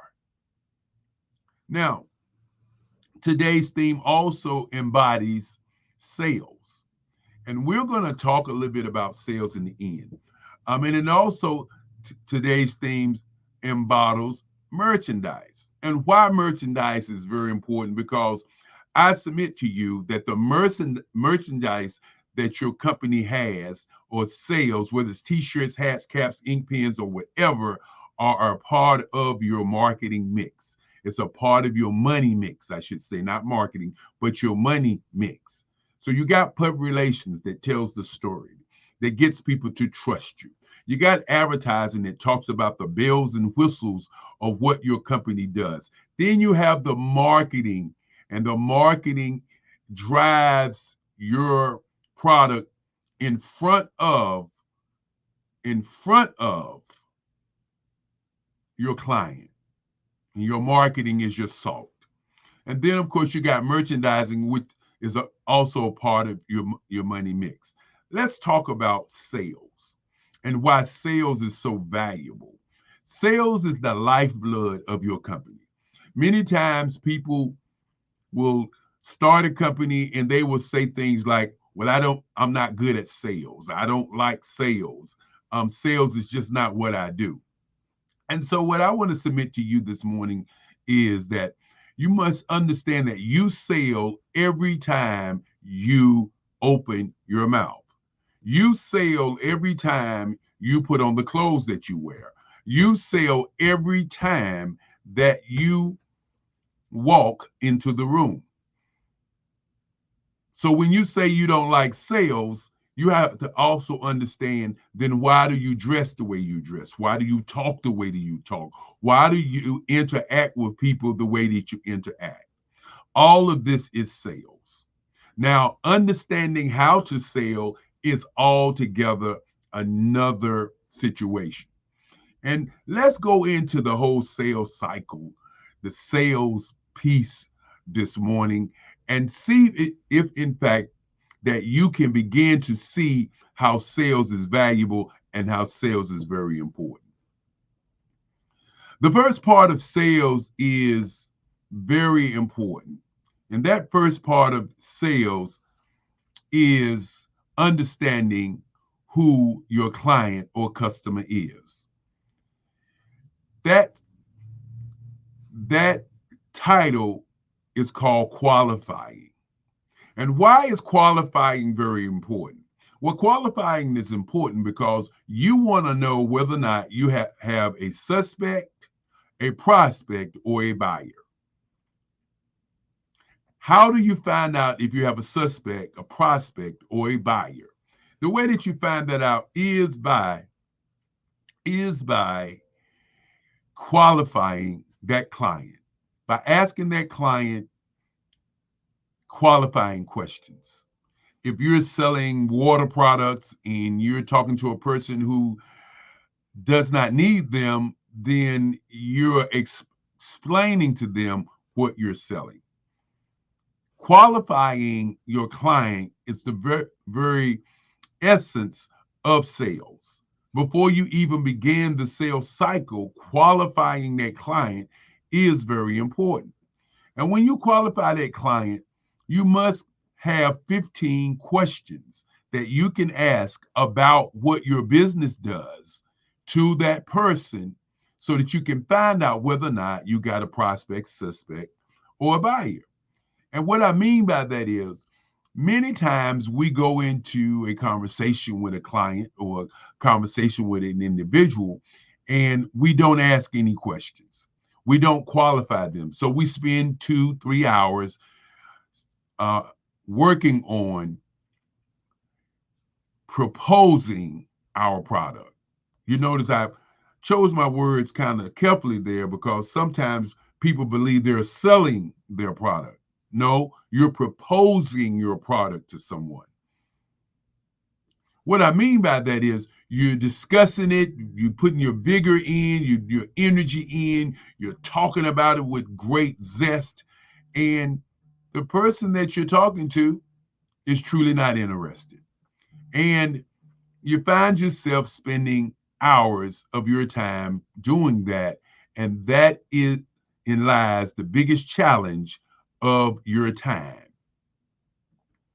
So the qualifying round is incredibly the most important part of the round of your sales because it opens the door, it tells you whether or not to go forward, and it also saves you time. Now, once you qualify, the next area that you must begin to do is to talk about who you are, what you have, and begin to give that person what I call references about what you are as a person. You sell that person on who you are. I want you to listen to what just happened. First, you qualified. Then, once you qualify the person and that person begins to be a buyer, then you want to, what we call, share with them information about who you are and what you have. In other words, you are creating a trust there. Now, once you create that, once you sell the person on who you are, now it's time to sell your product or service with features and benefits. Now, these features and benefits and these services have to be a part of what you got or learned during the qualifying round. That's why the qualifying round is very important. The qualifying round is 15 questions or 8 questions of what you need that buyer to understand about your services and what your buyer is saying in reference to what you're saying about the questions that you're asking. And so when you begin to sell your product, you want to put the features and benefits down. And those features and benefits align with what you and the client or customer have talked about during the qualifying round. Once the selling of your services or, sharing the information, now it's time to close. And this is where the customer becomes the most what we would call disinterested, looking for excuses, gets more rigid, gets more on the defensive when you begin to close. But when you do a great qualifying round, the close is already done. Okay? And you close on the statements that the person that you talk to or the client that you talk to in the qualifying round. As you can well see, everything backs up to qualifying your client. Many times when you don't qualify your client, you spend a lot of time just talking. And once you close the client on the features, the benefits of what that client is looking for, then the most important thing to the sale is signing the documents. No sale is complete until you sign the documents. And after signing the documents and getting all the things in place, the next piece is to ask for referrals. Many times we go into the sale and we do a great job and we get the sale when we ask for the order, we get all the paperwork signed, and we say, thank you very much, and we rush to the next customer. We don't take time to look at that customer who 9 times out of 10 has more clients who want the same thing that that person wants. So we don't ask for referrals. The referral business is always the great business. And let's back up just a moment and talk about customers. Many people who are in business, who started business, would come and say, I've been in business for over 25 years, and I'm still looking for new customers. I want to submit to you that if you're in business for over 5 years, or 10 years, or 20 years, that the real customer that is right in front of you when you're looking for new customers is your old customers. Today, I want you to take the time and look at your database and look at all the customers that you've had in the past and give them a call and ask them, how can you serve them? Ask your old customers, your old customer base, or your customers that you have served who are your fans, who are your raving fans, who when you first started your business were the first customers that you had, are probably still customers that you have not talked to because you continue to look for new customers and have not really developed all of your old customers. So as we talk about sales today, I want to leave that with you about the sales scenario, the sales situation. Today's theme is advertising, public relations, marketing, sales, merchandising. And these are key critical parts of your company. You cannot continue to be a great business if, in fact, you don't address these 6 pieces. When you're addressing these things, you don't have to look at your public relations as a challenge. You don't have to look at your advertising as a challenge, your marketing as a challenge, your merchandising and your sales as a challenge. What you must begin to do is break down each one of these before you begin to do business. Because if you don't, what happens when you don't understand the sales cycle? What happens when you don't have merchandise? What happens when you are not marketing or putting your company in front of your client? What happens when you don't look at your bells and whistles, your features and your benefits, your advertising? What happens when you don't have great public relations or press? As my great grandfather used to say, you must be relentless.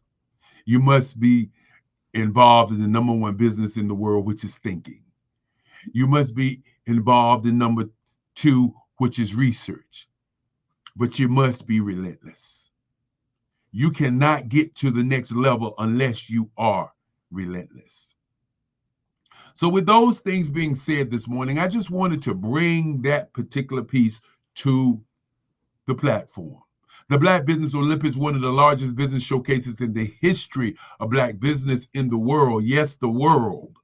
We want you to understand that the reason that we do this is to connect you with the world, to get you to understand that their world is bigger than your backyard, that because of the pandemic that many people begin to start new businesses and meet new people because the globe was opened up to a mindset, which was a mind shift,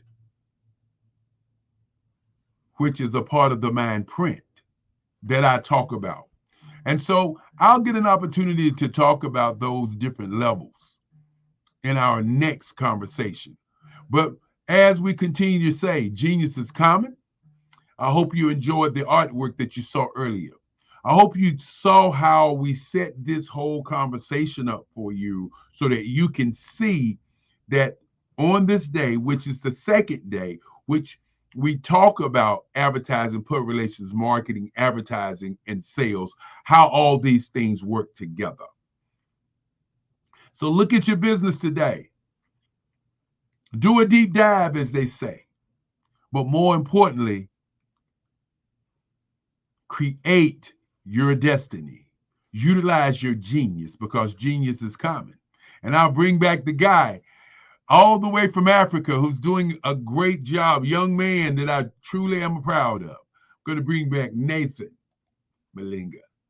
Hey, Nathan, how's it going? Hi, Dr. Eric. Wow, that's very great. I'm happy that you've shared some insights on marketing. And I think the fun fact that you don't know is that I've done marketing.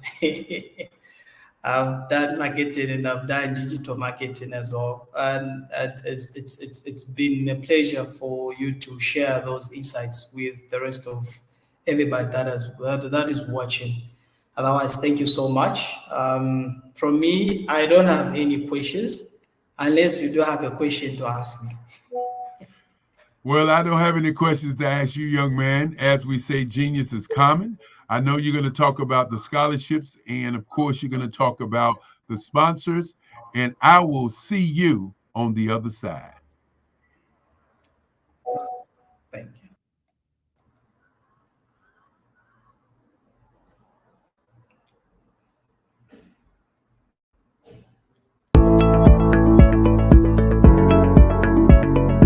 Prepare for what's coming and dominate in economic winter.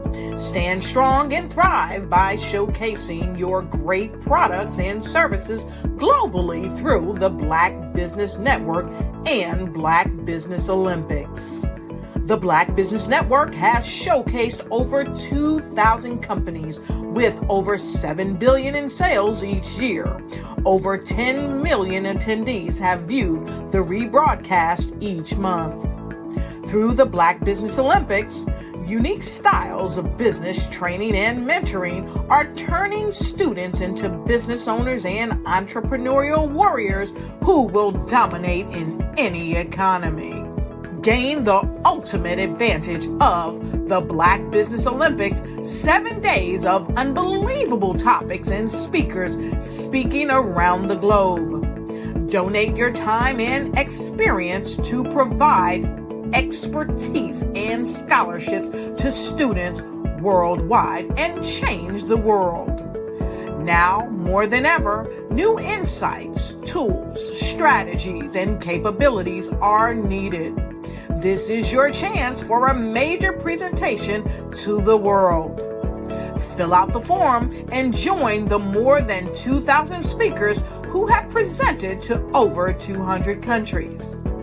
Join the Black Business Network streaming live into the metaverse, STEM City, Black Multiverse Enterprises, Hulu, Amazon, YouTube, iHeartRadio, Apple, Facebook, LinkedIn, Pod TV, IBM TV, Spotify, and Google Podcasts. Sign up today. Spaces are limited, and we will see you there.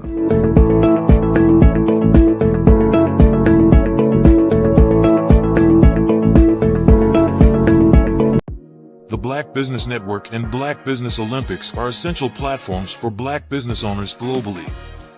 They provide the tools and support you need to succeed in today's competitive marketplace.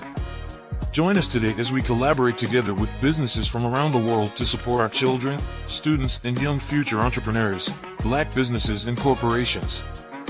We raise funds for students going to college and young entrepreneurs who are aspiring to be business owners, and we invite you to be a contributor today.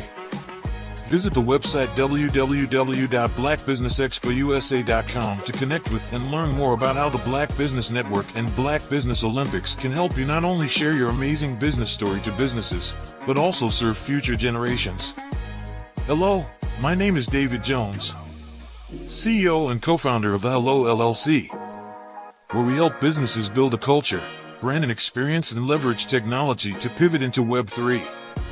Join the Black Business Network streaming live into Roku, Metaverse, STEM City, Black Multiverse Enterprises, Hulu, YouTube, iHeartRadio, Apple, Facebook, LinkedIn, Spotify, Twitch, and Google Podcasts. Tune in, turn on, and let's thrive.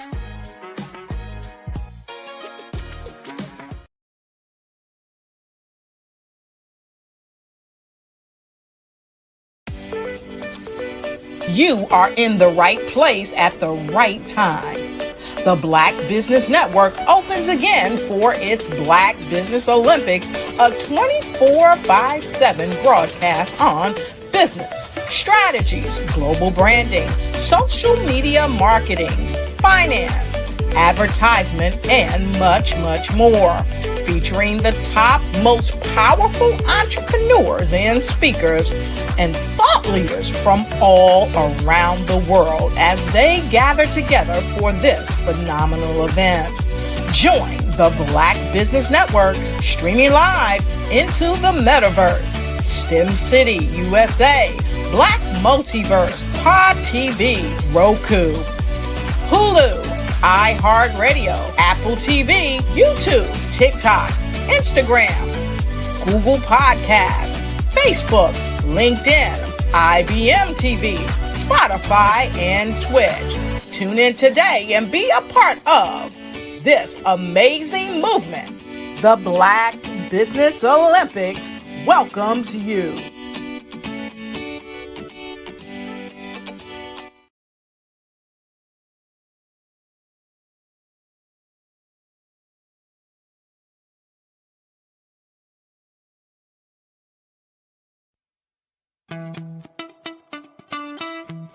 How many times have you been asked to help someone you didn't even know? A student, a business entrepreneur?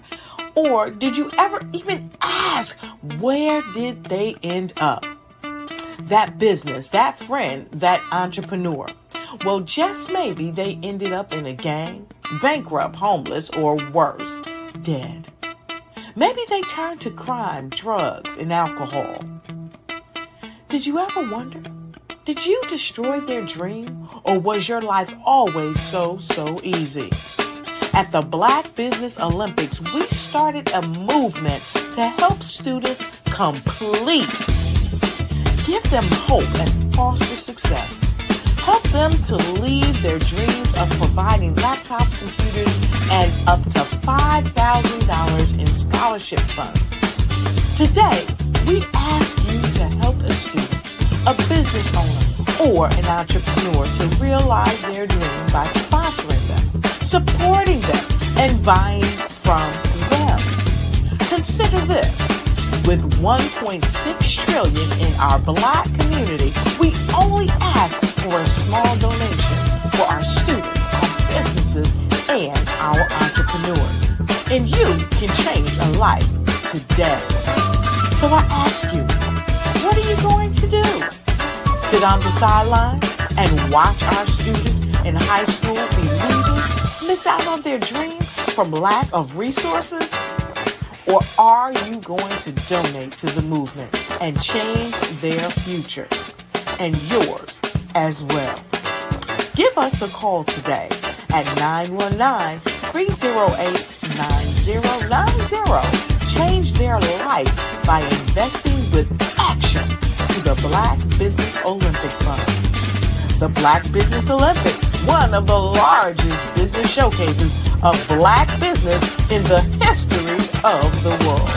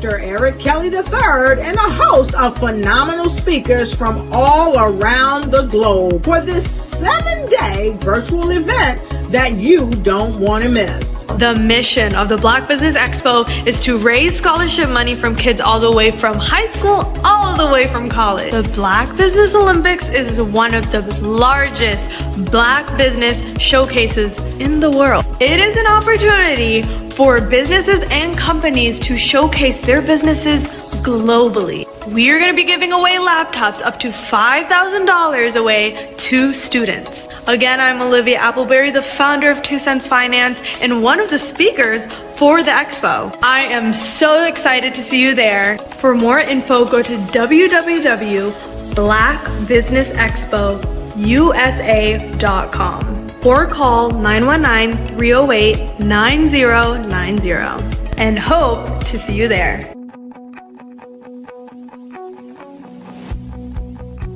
I am Black Business.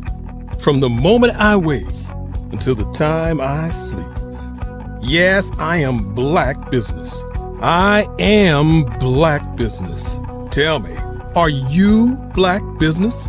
I am Black Business. Do you support Black businesses? Listen, I support Black business because I am Black Business. Black Business Expo, one of the largest business showcases in the history of Black business in the world. The world!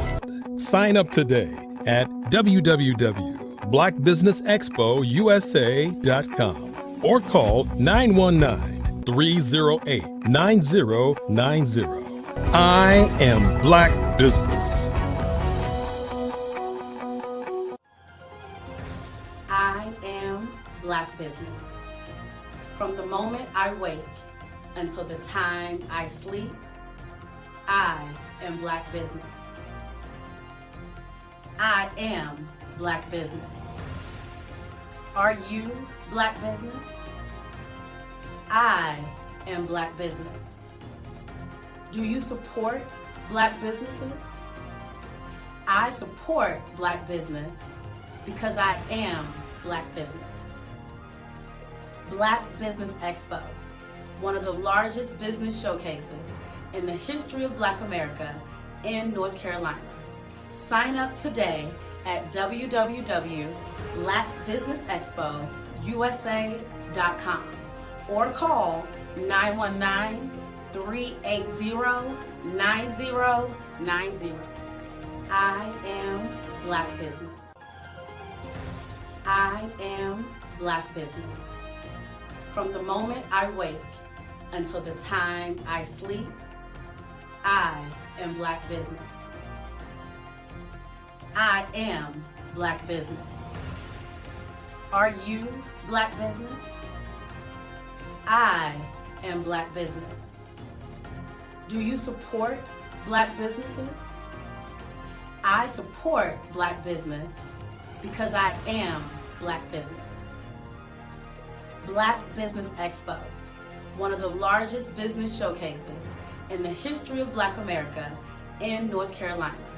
Sign up today at www.blackbusinessexpousa.com or call 919-380-9090.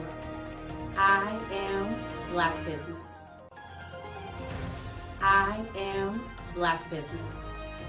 From the moment I wake until the time I sleep, I am Black Business. I am Black Business. Are you Black Business? I am Black Business. Do you support Black businesses? I support Black business because I am Black business. Black Business Expo, one of the largest business showcases in the history of Black America in North Carolina. Sign up today at www.blackbusinessexpousa.com or call 919-380-9090. I am Black Business.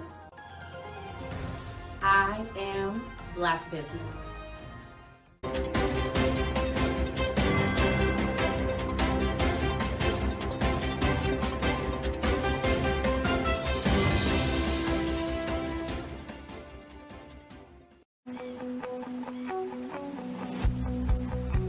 I am Black Business.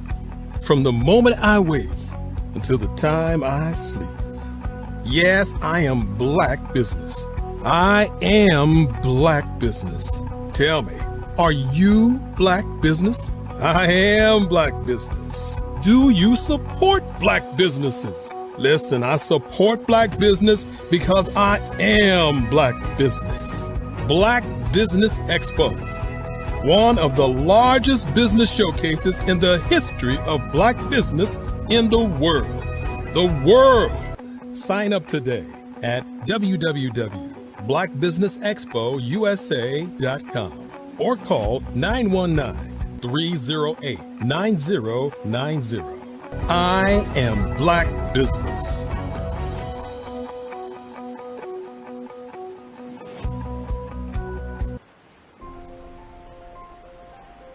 What if you could build your own city? A place where every child can find nurturing people to help them achieve their full potential. A place where every adult can access job training support, where health education is abundant, where social justice ruled the land. A place without limitations. Welcome. You have arrived at STEM City USA. It is what every city should be. A safe and trusted community where you find people and resources to help you become everything you are and beyond. STEM City is unlike anything you have ever experienced. It is a digital twin of the world around you, only better. STEM City is about energy and soul renewal. It is more than a digital world. You can almost feel the power of live cultural events, music, and theater. STEM City promises a better future for children with caring mentors and hands-on activities with dedicated tutors to support our youth. STEM City is your passport to a healthy lifestyle with weekly events addressing our community's many issues. STEM City is your financial well-being with helpful information on wealth management, career advancement, job training, and so much more. STEM City is the community you deserve. It is the city where your dreams can come true. STEM City USA, a place in the sky that is accessible to all who reach for the stars.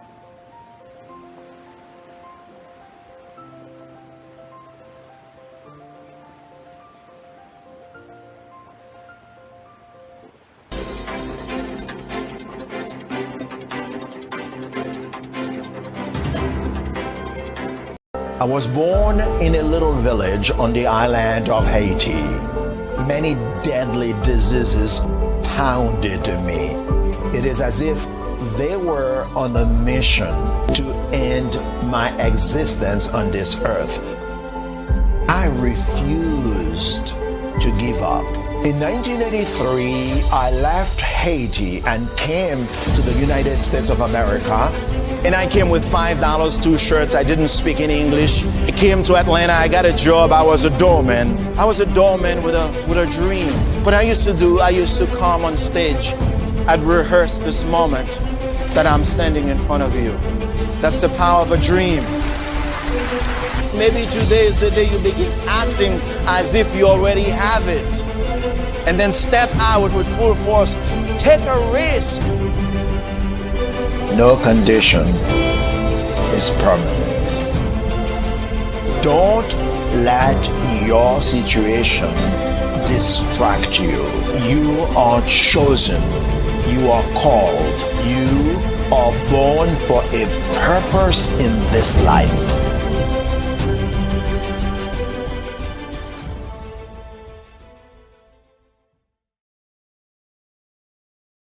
Phenomenal Tanya T. Wise, who is here from the great state of Maryland. Tanya, welcome and thank you for being with us today. Can you indulge our audience a little bit and tell them just a little bit more about who you are and what it is that you do? Well, I love being able to talk to people and have a magnetic attitude, being able to just show them. So I always like to say, level up is Coach at Tanya T.Y. is here. So can you tell our audience, just give them a teaser about what your presentation will be about? So my philosophy is that we should all be living our dream life. So tomorrow I'm going to talk about how you start living your dream life. What are some of the things that you thought about in your childhood that you just kind of let go and dormant? Wow. And I want to reignite that and just give you some pointers and some tips, some tools, some strategies to be able to start living your best life now. And guess what, Rhonda? And leave an inheritance for your legacy. Oh my goodness. Okay, I know that's resonating with a lot of people. I've heard that you have a dynamic coaching program. Can you tell us a little bit more about that? Absolutely. So our coaching program help people that have the lack of time, that lack strategies, and lack the confidence to go after their dream life. So we help them implement tools, we help them implement strategies, as well as give them resources so that they can live their best life now and leave that inheritance. Wow. Oh, I love that. I love the leave the inheritance part. Listen, you are dropping some major nuggets, and I know a lot of what you're saying is resonating with a lot of people, but I think we're all curious. How did you even make this transition into the speaking and coaching arena? What's the story behind this? So I started out in finance, and I realized that a lot of people don't necessarily go after their dream life because of the lack of finances or the education behind finances. But it wasn't until I lost my firstborn, my only son, that life changed for me. And where I was going after it all, living the corporate life, hit my 6-figure income and living in my dream house with my dream man, driving my dream car. I nearly lost it all when I lost my son. And so I realized it only takes one financial catastrophe that can change your entire life. That's what made me start All New Beginnings. Because no matter what's going on in life, there's a new beginning. And because of that, we develop a program called Wise Minded. My little slogan is, don't just dream it, let's live it. If they want to connect with you or work with you, what is the best ways for them to be able to do that? Well, for my social media guru, you can connect with me on every single social media platform as Tanya T. Wise.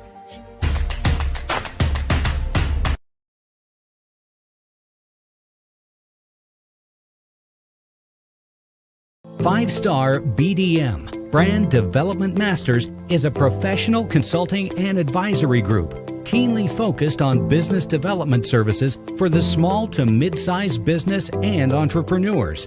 Although every business is unique, they often share business development challenges that can be addressed through smart branding. Services include process improvement and operations, digital strategy and transformation, business intelligence, digital marketing, and personal branding.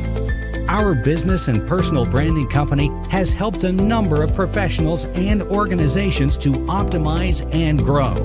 This results in more business, more opportunities, better reach, positive outcomes. Visit www.fivestarbdm.com today to learn more. Are you a forward-thinking entrepreneur or business owner? The world is changing faster than ever, and it's time to pivot and adapt to the future. Hello LLC is here to help you do just that. Hello stands for helping enterprises leverage leading-edge optimizations. Our innovative solutions can streamline operations, reduce overhead costs, and give you a competitive edge in a market projected to reach $5 trillion by 2030. By pivoting to the metaverse, businesses can tap into a rapidly growing market that is projected to be a significant part of daily life for 25% of Americans by 2026. As a full digital metaverse agency, the Hello LLC can help you create custom solutions to streamline operations, increase productivity, reduce costs, and drive brand recognition. Why should you pivot to the metaverse with the Hello LLC? By leveraging cutting-edge technology, you can provide immersive experiences for your customers, expand your global reach, and unlock new revenue streams. Contact us today to make the pivot.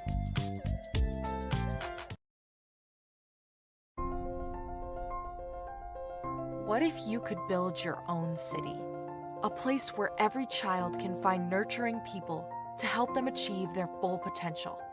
A place where every adult can access job training support, where health education is abundant, where social justice ruled the land. A place without limitations. Welcome. You have arrived at STEM City USA. It is what every city should be. A safe and trusted community where you find people and resources to help you become everything you are and beyond. STEM City is unlike anything you have ever experienced. It is a digital twin of the world around you, only better. STEM City is about energy and soul renewal. It is more than a digital world. You can almost feel the power of live cultural events, music, and theater. STEM City promises a better future for children with caring mentors and hands-on activities with dedicated tutors to support our youth. STEM City is your passport to a healthy lifestyle with weekly events addressing our community's many issues.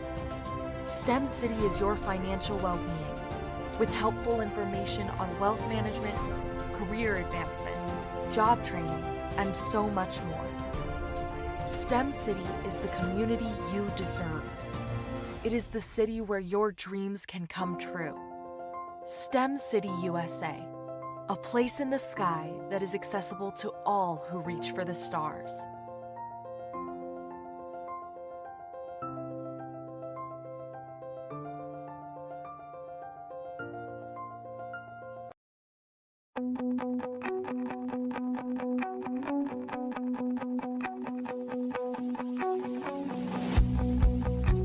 I am Black Business. From the moment I wake until the time I sleep. Yes, I am Black Business. I am Black Business. Tell me, are you Black Business? I am Black Business. Do you support Black businesses? Listen, I support Black business because I am Black Business. Black Business Expo, one of the largest business showcases in the history of Black business in the world. The world! Sign up today at www.blackbusinessexpousa.com or call 919-308-9090. I am Black Business.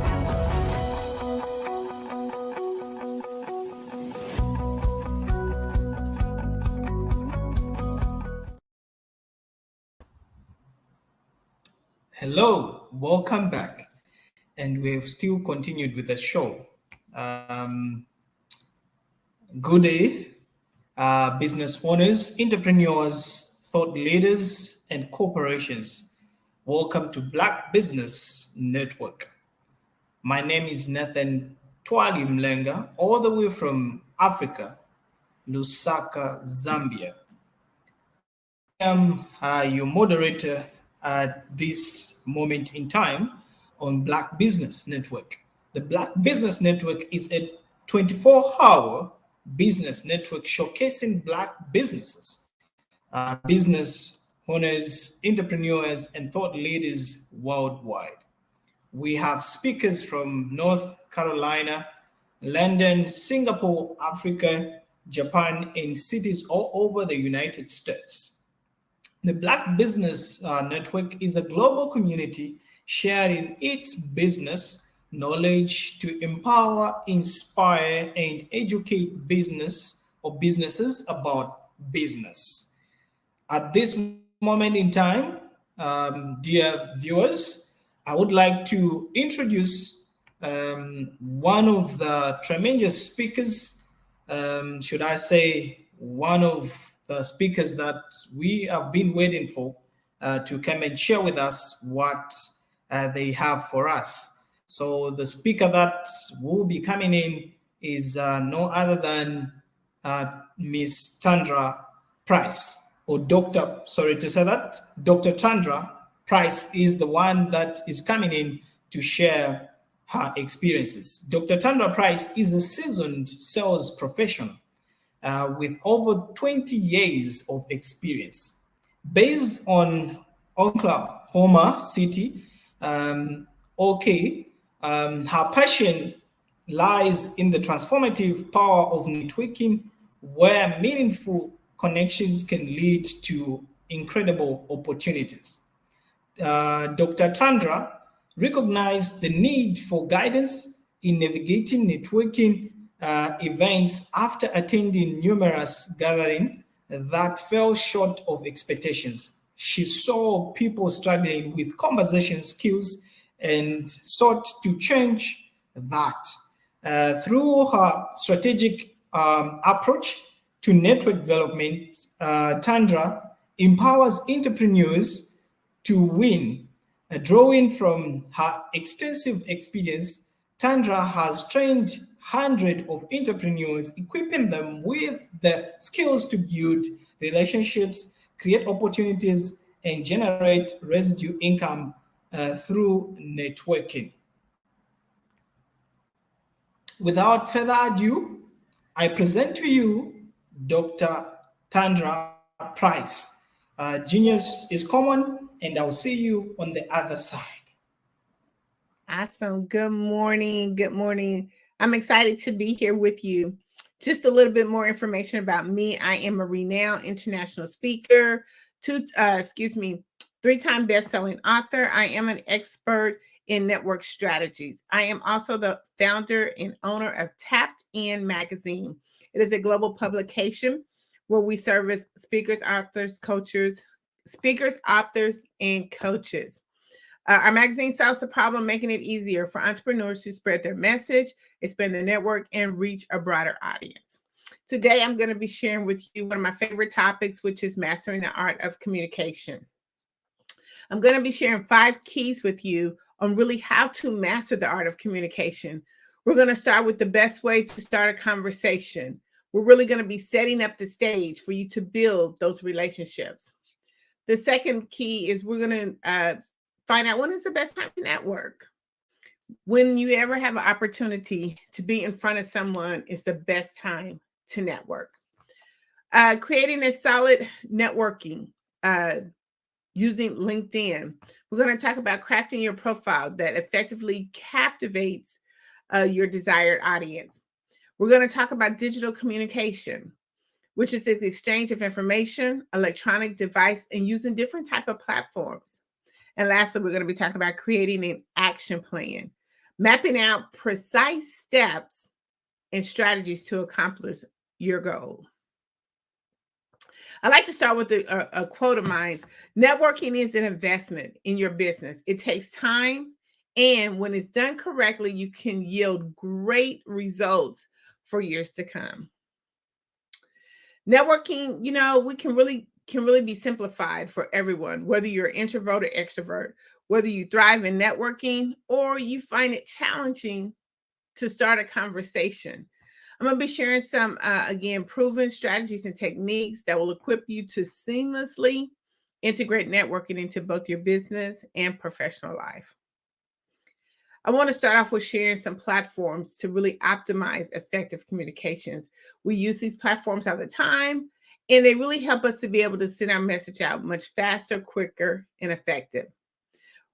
We first platform that we really use a whole lot, which is email, whether it's Google, Outlook, or whatever that may be. You use that as a form of optimizing your communication and being able to reach your audience on a consistent basis. We have Slack. It's another big platform that is used quite often. Microsoft Teams, which is a lot of corporations and companies use that to be able to really integrate and talk within their company. Zoom, which is very popular, where you can be able to host webinars and events and do a lot of one-on-one connections there. Skype, WhatsApp, Google Meets is another good platform that allows you to be able to do that interconnection with really sending your message out and connecting. Facebook Messenger, which we all pretty much use if you have a smartphone or if you don't have a smartphone. But Facebook Messenger is another way to be able to communicate a message when you want to talk to someone directly. Twitter, Streamline, of course, the major thing that we use all the time, which is via our phone via video chat.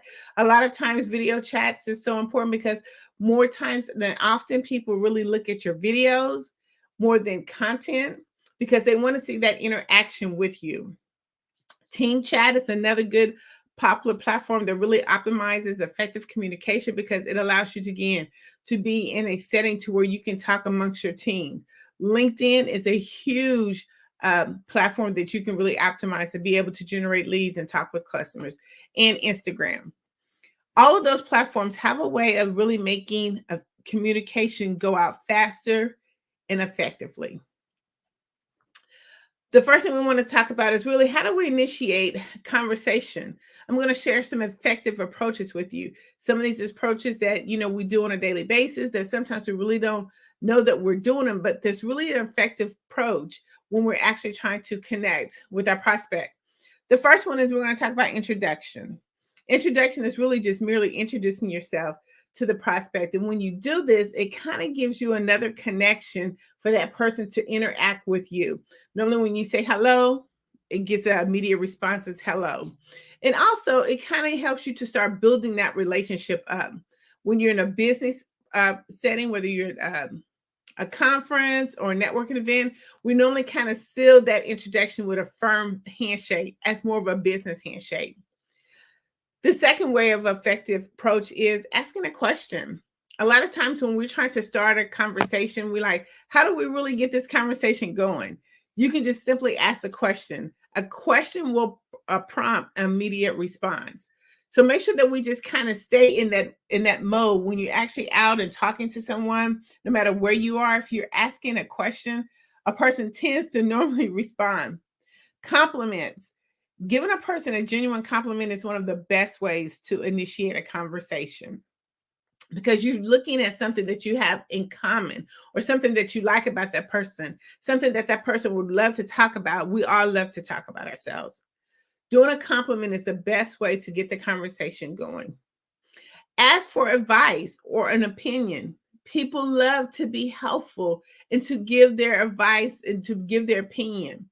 Always ask, ask or for advice or opinion is one of the best ways to really initiate that conversation, to get an immediate response going, to get some feedback going. Humor, you can never go wrong with humor. I always think like humor is kind of like the icebreaker because when you can kind of find humor in having a conversation, it initiates kind of a release of the tension. You don't feel so tight, so tense when you're trying to have a conversation. Initiating conversations is hard because you have to really figure out when you see somebody that you want to talk to, what is the effective approach that I should use? These are some of the approaches that you can use. It's something that you do all the time, but sometimes we have to sit back and think about what we're going to say. But if you just naturally go into the conversation, it becomes more effective. The last one I want to talk about is observation. Always take a look around you and look at your environment and see if you can start a conversation that way, whether it's the weather, whether you're at a networking event. There's always something that you can look around to just start a conversation. I mean, I could be in the grocery store line and I could just start a conversation just by looking at maybe what some of the other people are buying. Maybe that's a special recipe that they're trying. And you can kind of just initiate the conversation that way. But initiating a conversation and using effective approaches is really easy. It's something that we do, again, every day, but we don't really look at how we do them. But it's a way of how we're going to master the communication when we're trying to talk to someone. Because when using these effective approaches, it can lead into, oh, by the way, what do you do? I'm glad you asked. So we want to make sure that we have an agenda when we're looking at trying to start a conversation. Are we looking to, just be friendly? Are we looking to set an appointment? Are we looking to share our business? What is our agenda? And using those effective approaches will help you. Another thing that we talk about when we're looking at mastering the art of communication, where are some places to network? A lot of times it's more than just social media. We can network at a lot of different places. And I'm going to share some of these places with you. You can network at conferences and conventions, professional meetings, trade shows, exhibits, business networking events. We all tend to go, whether it's virtual or online, we tend to go to these events. alumni gatherings, chambers, or commerce events. Those are some of the major events. They kind of specialize in having these group networking events, and it's a perfect time to network, to get to know who's in your community, get to know what businesses are out there, what's new and what's old, what's upcoming and trending. Meetup groups is another place to network. Workshops and seminars. A lot of us as entrepreneurs, we're always putting on different workshops or seminars. And as we're finishing those are the best time to network with potential clients who could be interested in your products and services. Career fairs. Just going to a career fair and just networking, you would be amazed at a lot of the people that you would be able to connect with that could probably use your products and services. Volunteering opportunities is another amazing opportunity for you to network. Toastmasters or even public speaking clubs. They're always looking for different people to come in and talk and present and show their business.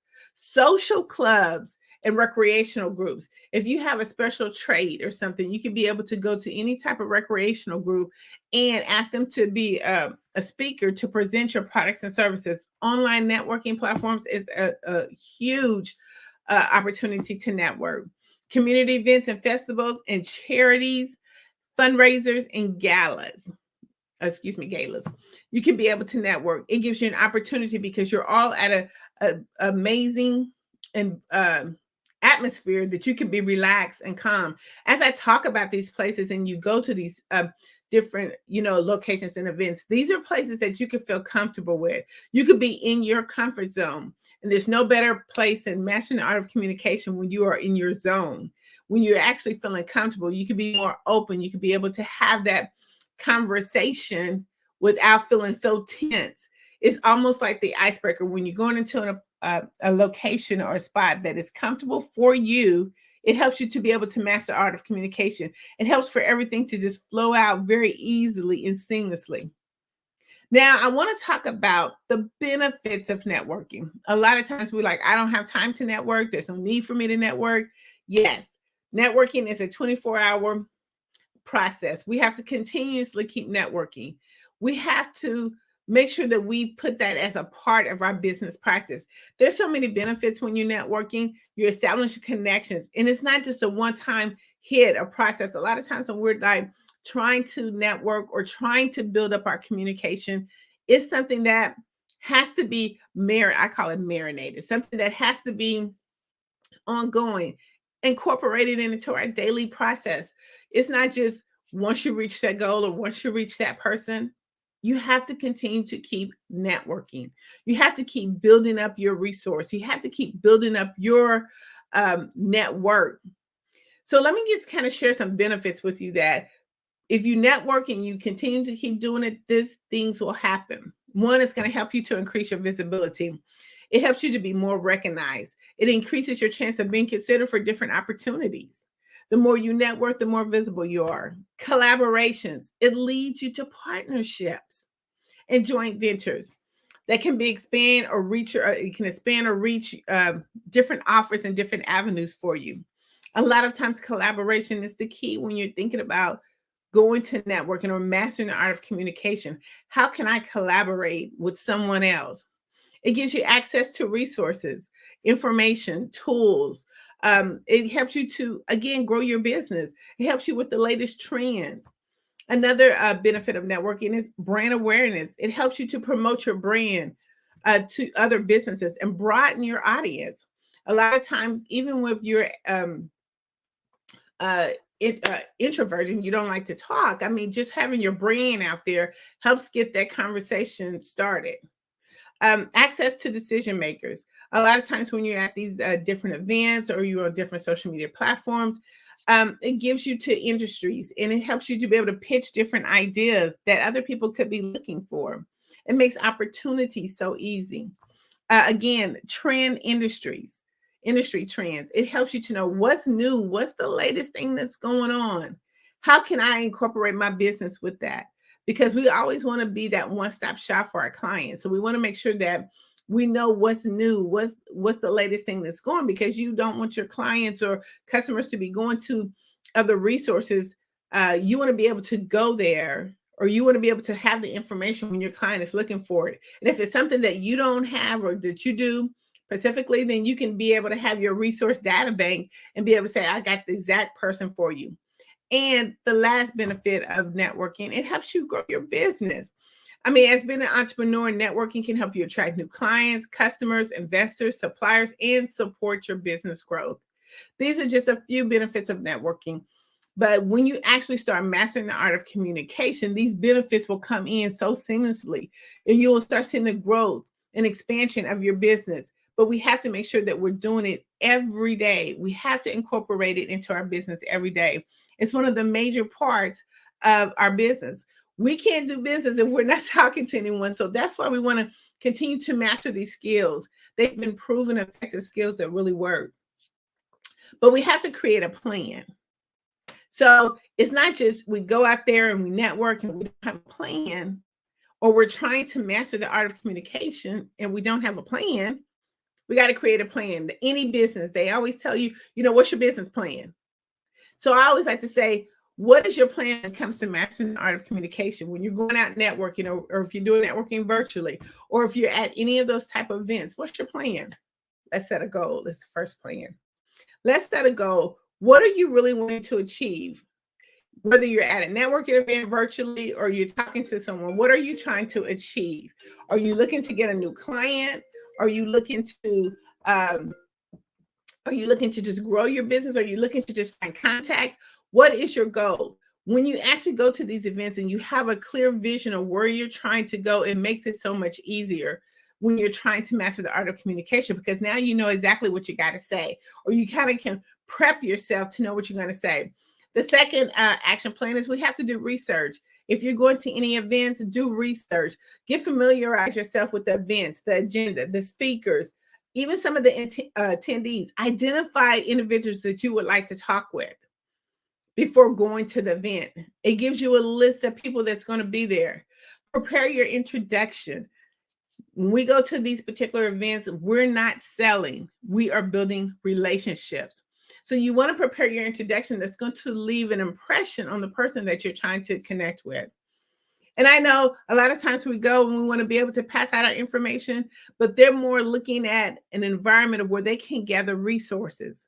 When you go to any of those events that I mentioned, it's not about selling. It's about networking for the next person or building your resources for the next person. So make sure that you prepare your introduction. Another plan we want to make sure is that we practice some networking skills. Okay, we want to go in there. We want to brush up on our communication skills, including active listening, asking open-ended questions. I mean, making and figured out ways, how do we introduce or how do we initiate conversation? A lot of times I like to kind of role play before I go, whether if I'm driving or if I'm going to a virtual event, I kind of sit and think about what I want to say because I've done my research and I kind of know what the vibe of the conversation or the networking event is going to be at. So now I'm trying to practice these skills so I can come out very fluently to the person that I'm trying to connect with. Update your digital presence. Make sure that when you are trying to connect with someone, no matter where it is, that your information is updated. Because one of the things right now with this social media interaction, we can just say, are you on Facebook, Instagram, LinkedIn? It's so much easier and quicker and effective to connect with people. Yeah, we still use business cards, but we can do it much effectively and quickly, even if we have a digital business card.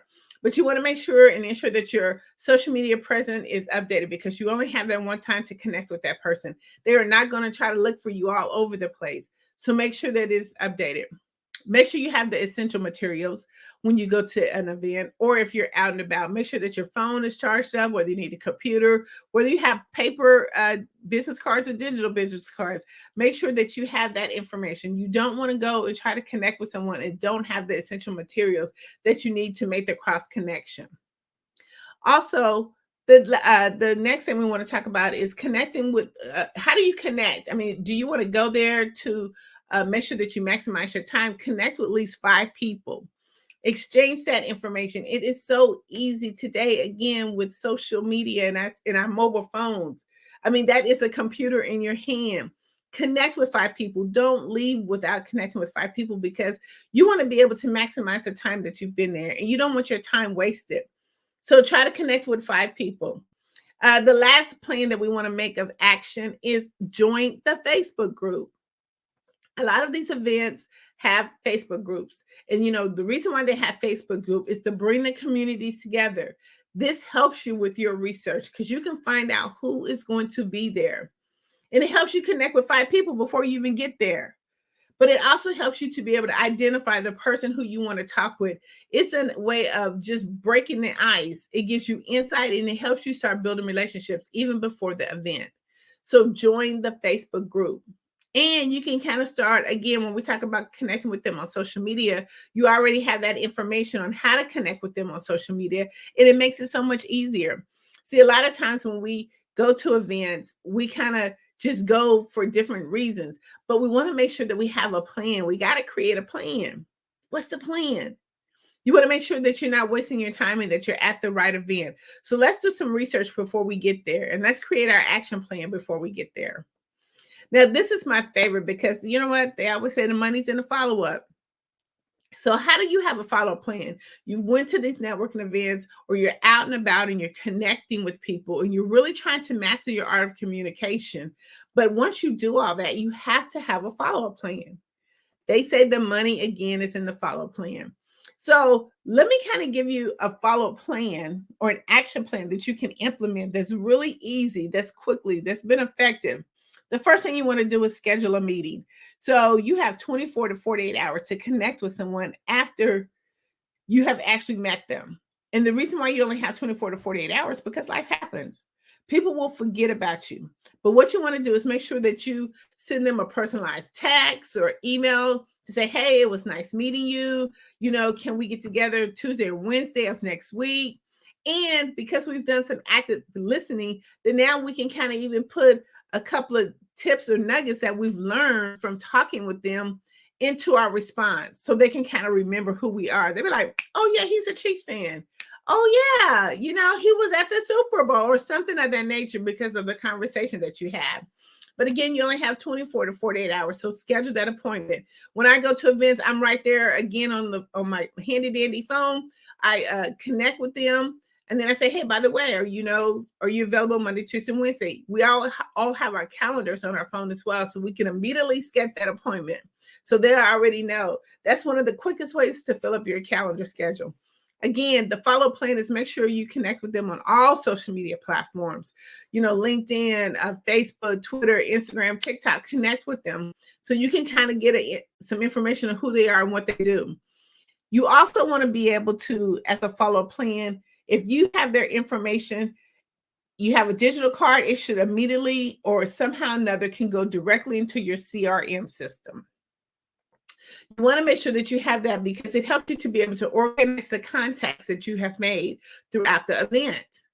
And once that's now actually put into your CRM, you can start sharing relevant resources with them. If you come across an article, a blog, or a post, or something like that you can share with them, it helps you to build a relationship. So you want to make sure that you have them in your CRM. Next, you want to start sharing information about them because you would have learned that from connecting with them on social media. You want to stay engaged with them and connect with them on a regular basis. We do that by setting calendar reminders. Like if you maybe talk to them this week or even before you go to an event, share maybe a valuable resource.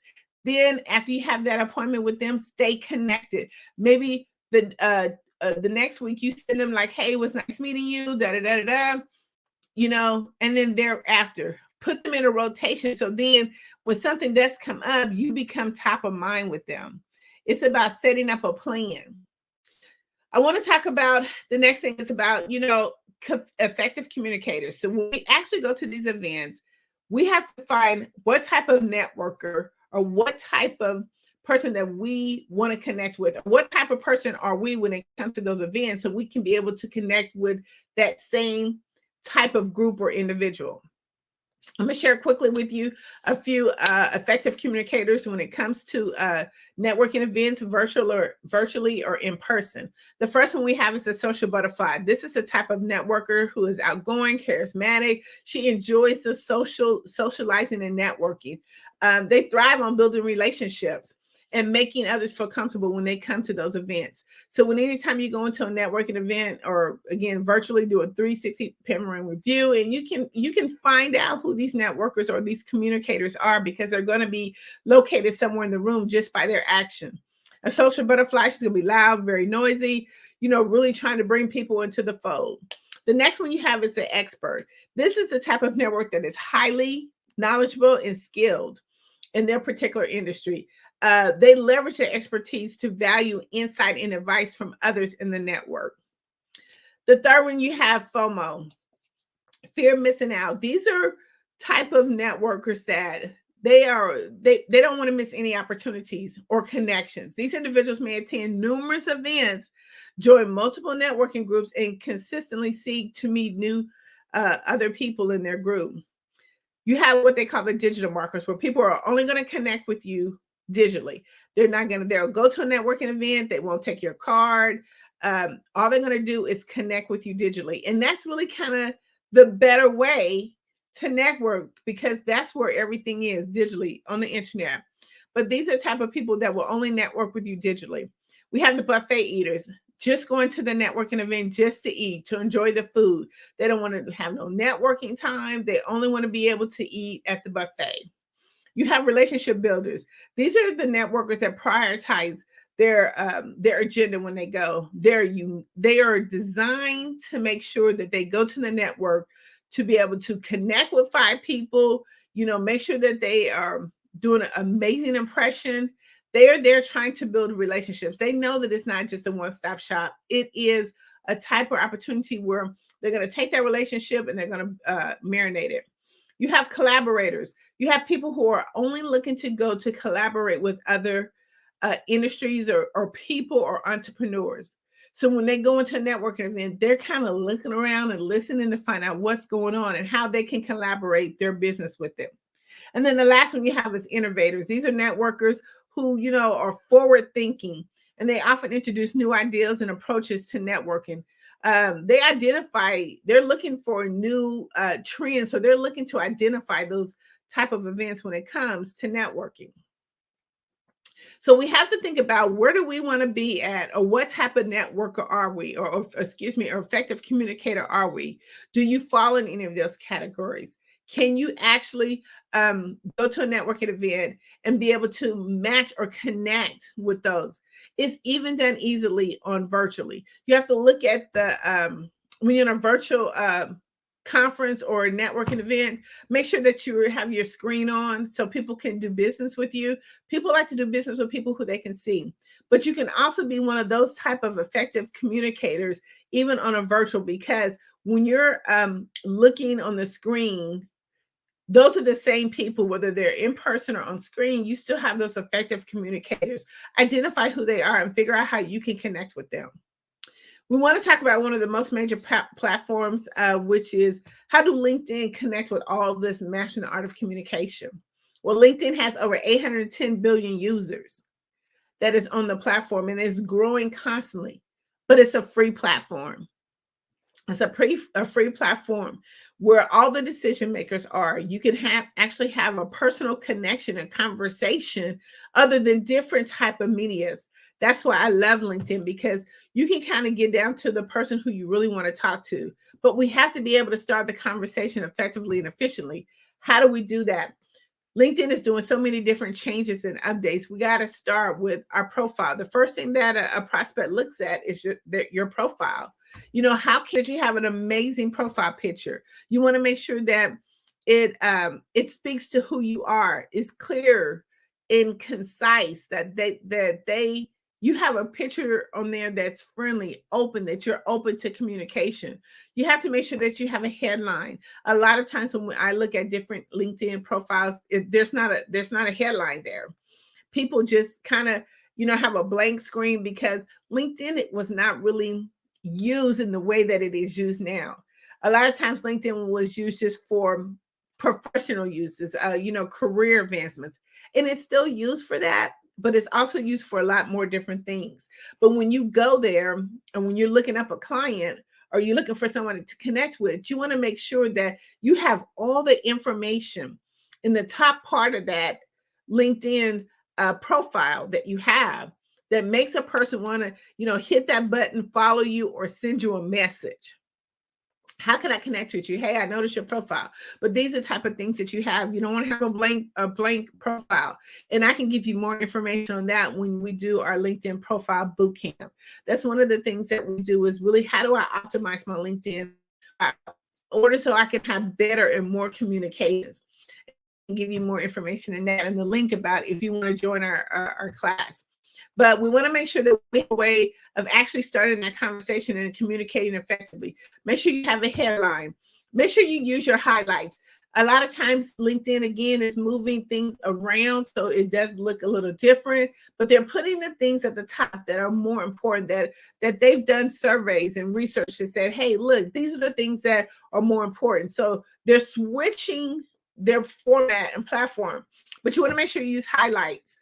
What are those videos, reels, anything that you have effective posts that you can put in that little clip that talks about who you are and what you do, blogs, articles, anything like that. Make sure when we talk about our summary that we're highlighting our strengths and a glimpse of how we can really help them. Maybe even throw some testimonials, 1 or 2 testimonials in there. Talk about your experience and work. Focus on your accomplishments and the results that you have done for other people. Your skills, make sure you list everything that you have there. A lot of times we don't listen to them, but list a lot of them. Go take your time, list them out, because you want to be able to get some endorsements. And when people endorse you, that kind of helps you with the ratings of your profile. So make sure that you go through there and list all that information. We talk about education. Make sure that we put all of our education there. A lot of times we just put, like, if we have a master's or bachelor's, but what if you had some certifications? What if you had some honorary things that you've done? We want to make sure that we list all of those, because that kind of talks about the type of individual you are, the person that you are. We also want to get some recommendations in there. That's really important, making sure that people who have done work with us, who have done business with us, that they like what they did with us. And so therefore you can put that information in there as well. It makes things so seamlessly, because when they go to your profile and it's enough to trigger them to stay on there, that's the whole thing. When we talk about matching art of communication, how do we keep the conversation going? I need to get as much information about this person that I can in order for the conversation to continue to go and to keep going and going and going. So you want to make sure that you put that information in there. Get some recommendations so other people can read how you've helped them, how your amazing products and services have helped them. Let's talk about doing some, again, video reels. Make sure if you've been on did any interviews or things of that nature, make sure that you put them in there.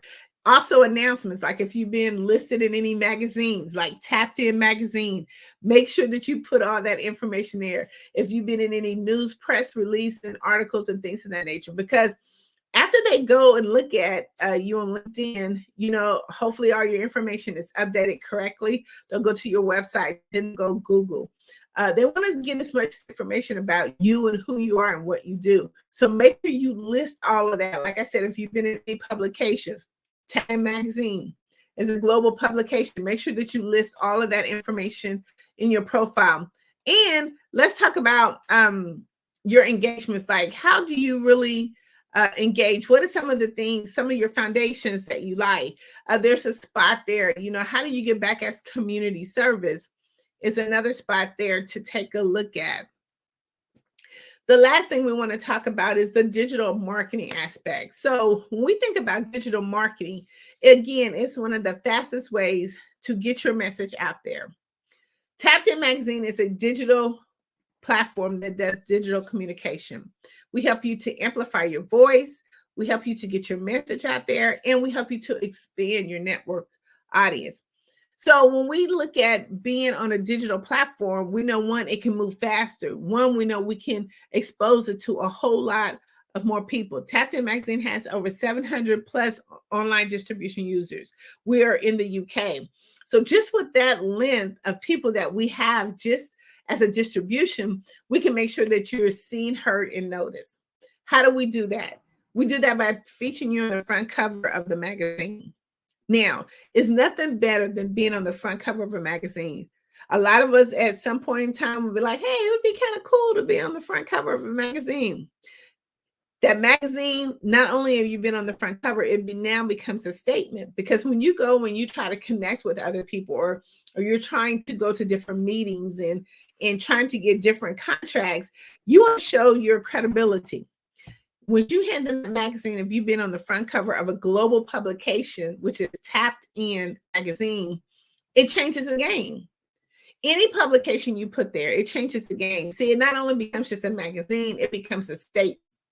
You are letting people know, listen, I've been in Tapped In magazine, I've been in the sports edition of Tapped In magazine, I've been in Forbes, whatever publication that you've been in.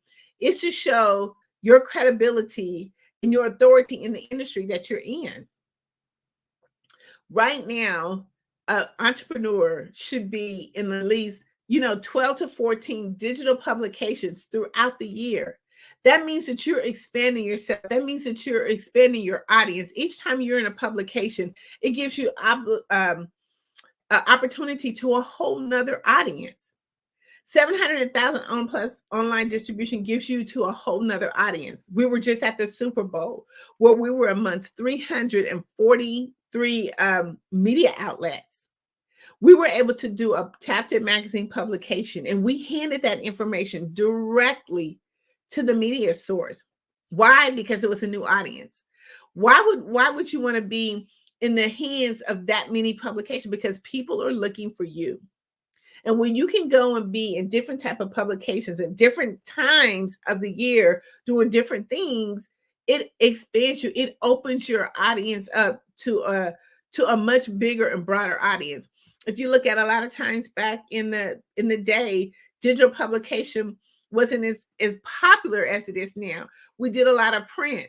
Tapped In magazine does print as well, because you definitely want to be able to have a table read piece that you can leave. But print was done to where you had to go to the magazine location or to the newsstand and buy a publication.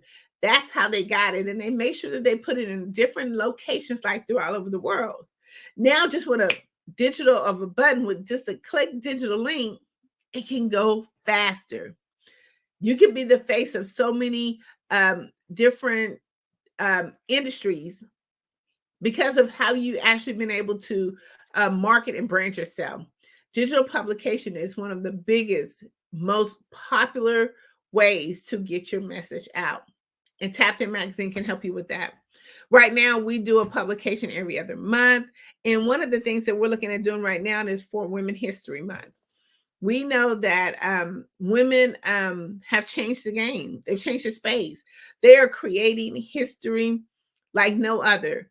Like now, right now, we have so many women that have been a part of creating history by putting books out there, anthologies out there. They've started businesses. They've incorporated different things.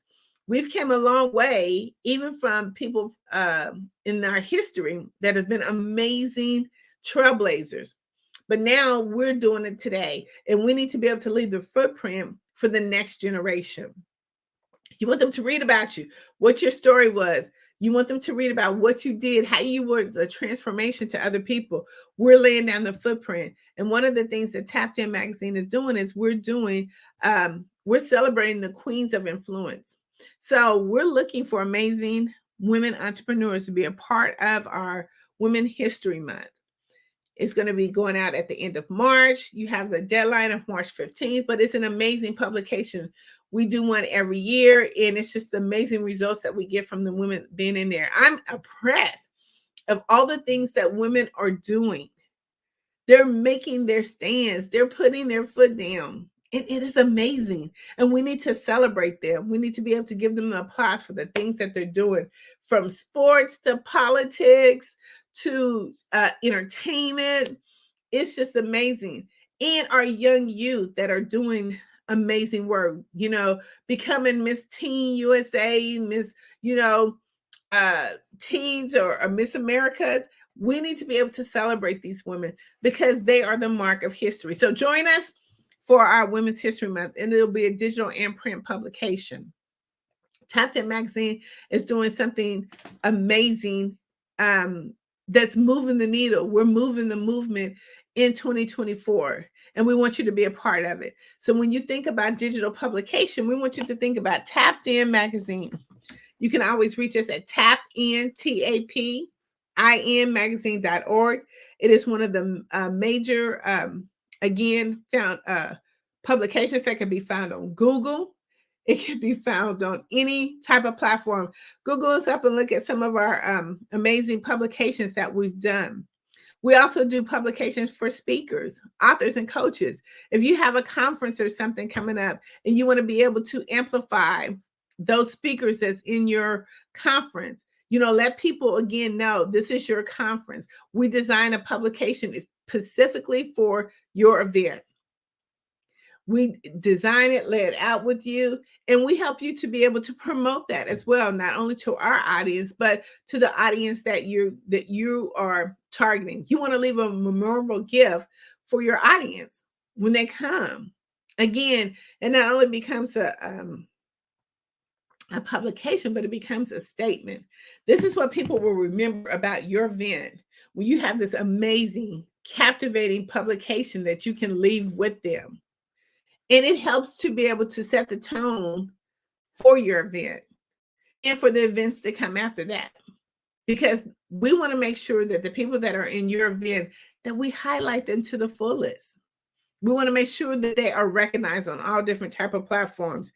So let's think about, when we think about digital publication, that we're thinking on those lines. Let's expand. How do I go further? It's almost like a race. Mastering the art of communication and digital platform, it's almost like it's a sport. It's a contact sport.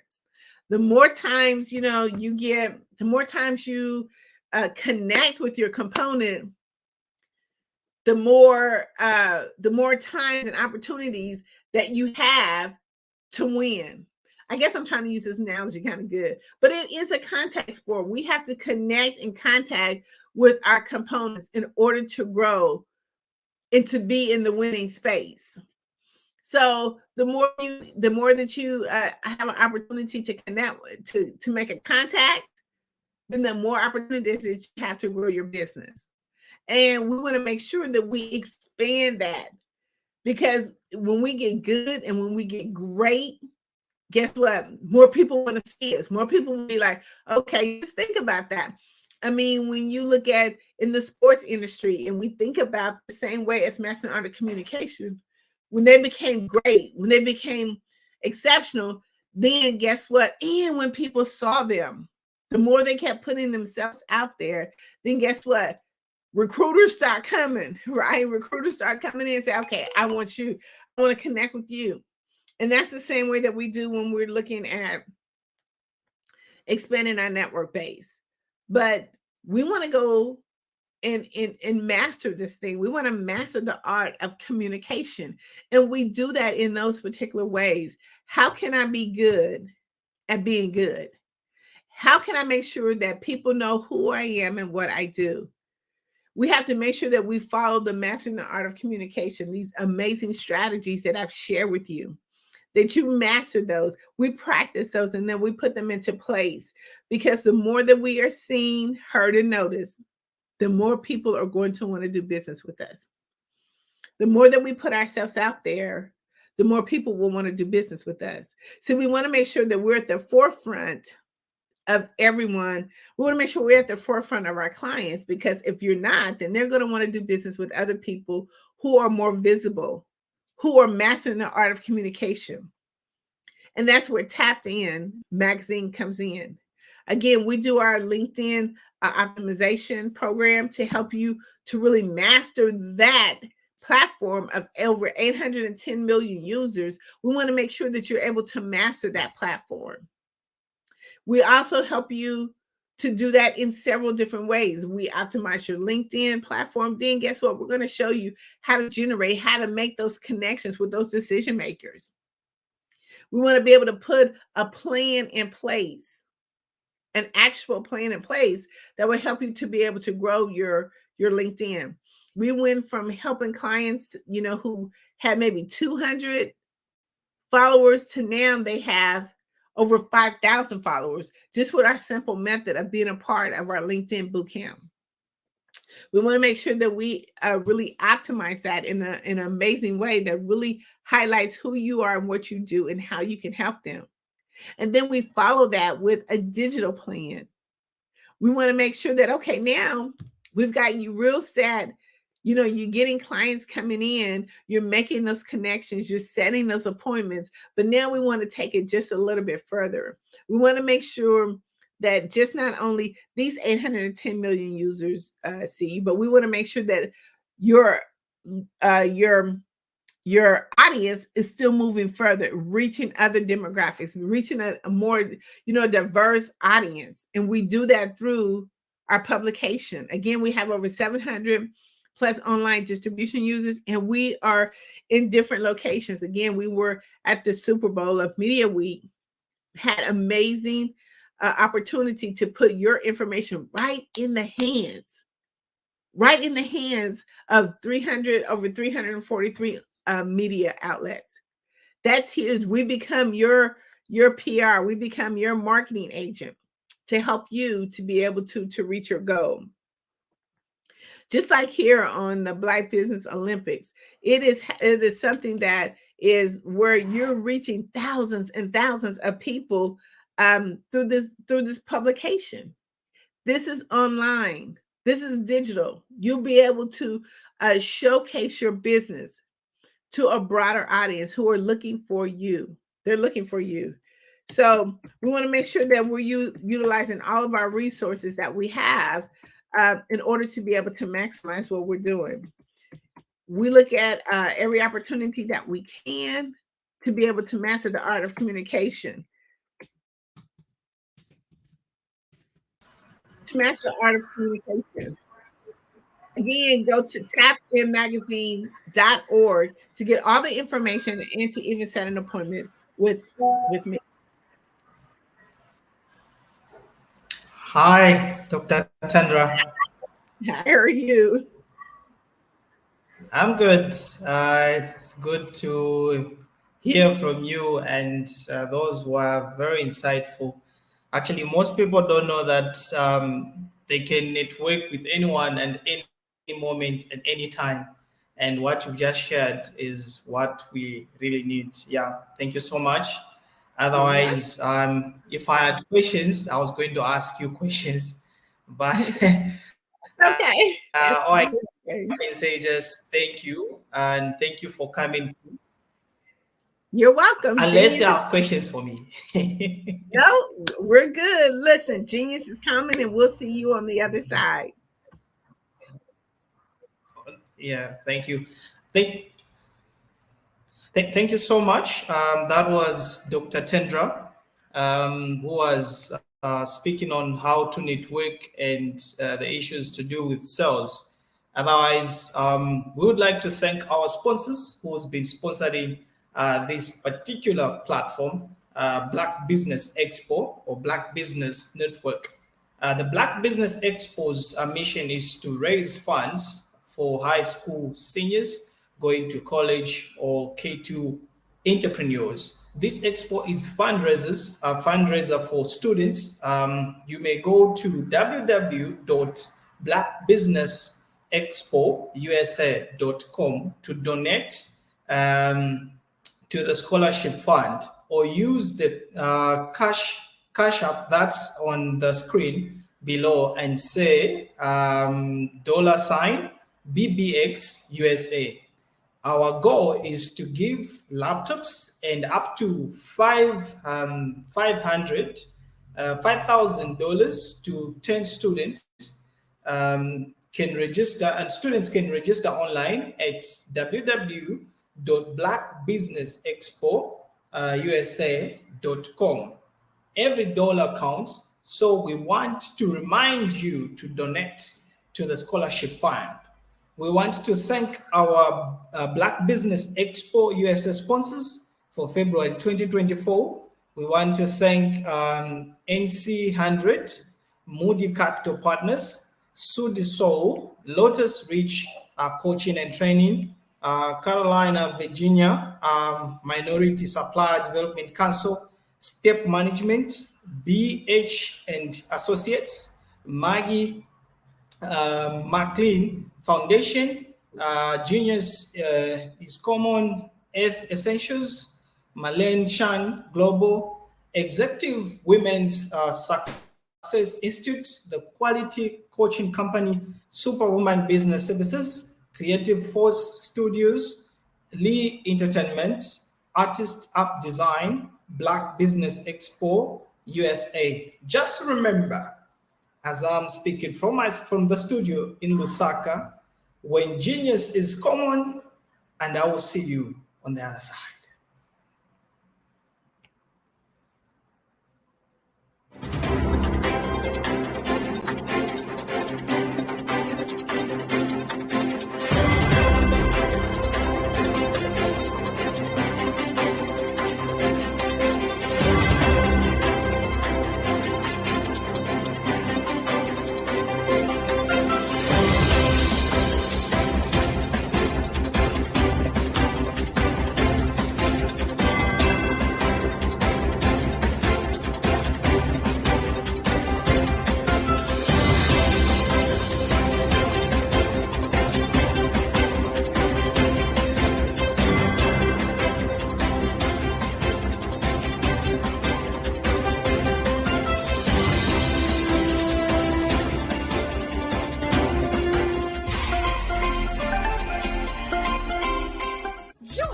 Dr. Eric Kelly III and a host of phenomenal speakers from all around the globe for this 7-day virtual event that you don't want to miss.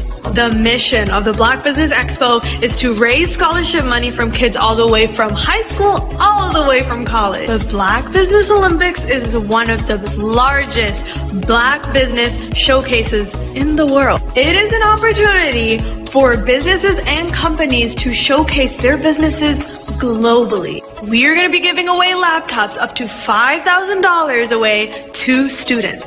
Again, I'm Olivia Appleberry, the founder of 2 Cents Finance and one of the speakers for the expo. I am so excited to see you there. For more info, go to www.blackbusinessexpousa.com or call 919-308-9090 and hope to see you there.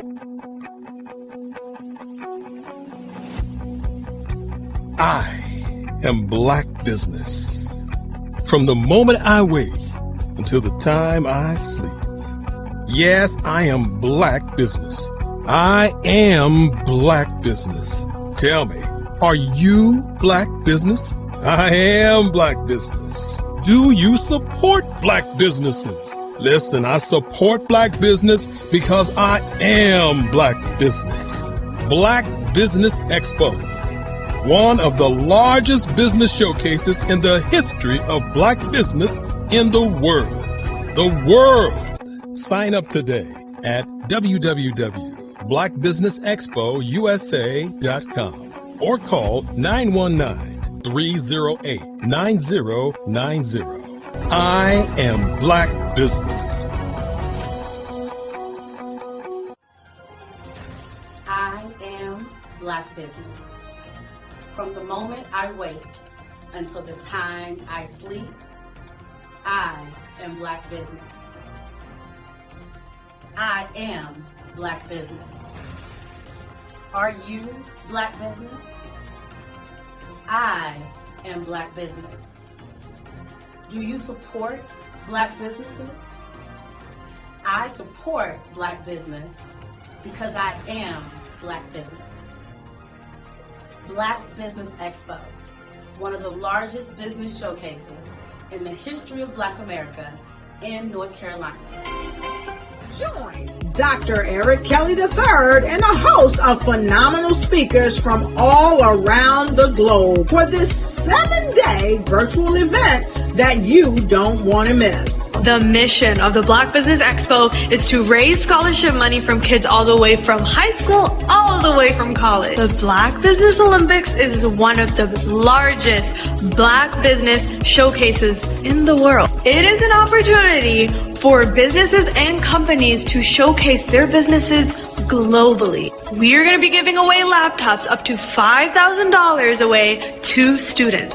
Again, I'm Olivia Appleberry, the founder of 2 Cents Finance and one of the speakers for the expo. I am so excited to see you there. For more info, go to www.blackbusinessexpousa.com or call 919-308-9090 and hope to see you there.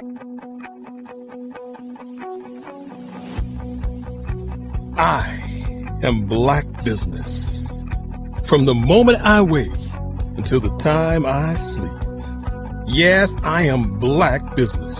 I am Black Business. Tell me, are you Black Business? I am Black Business. Do you support Black businesses? Listen, I support Black business because I am Black Business. Black Business Expo, one of the largest business showcases in the history of Black business in the world.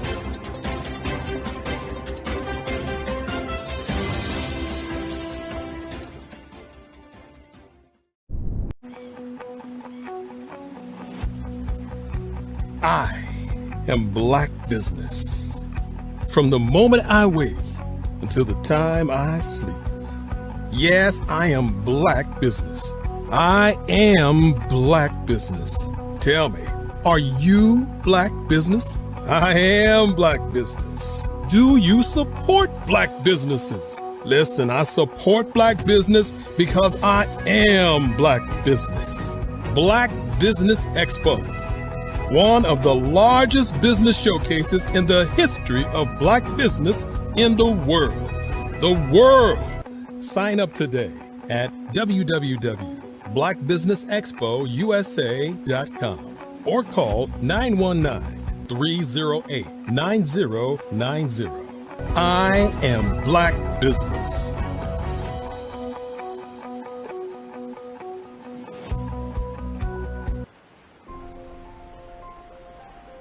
What if you could build your own city? A place where every child can find nurturing people to help them achieve their full potential. A place where every adult can access job training support, where health education is abundant, where social justice ruled the land. A place without limitations. Welcome. You have arrived at STEM City USA. It is what every city should be. A safe and trusted community where you find people and resources to help you become everything you are and beyond. STEM City is unlike anything you have ever experienced.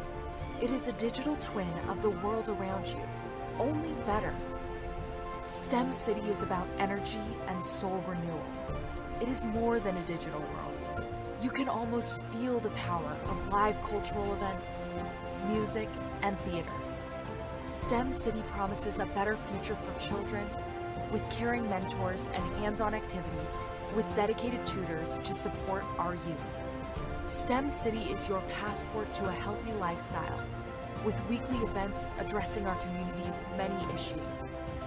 STEM City is your financial well-being, with helpful information on wealth management, career advancement, job training, and so much more.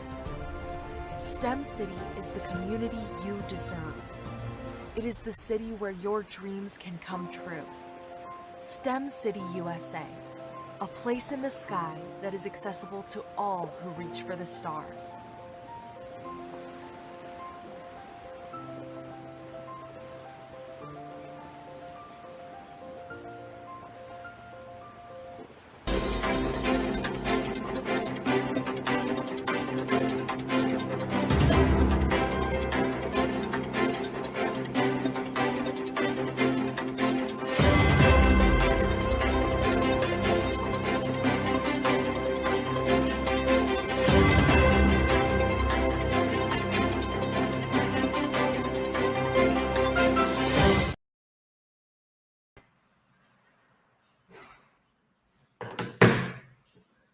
Hello, welcome back as we continue the program.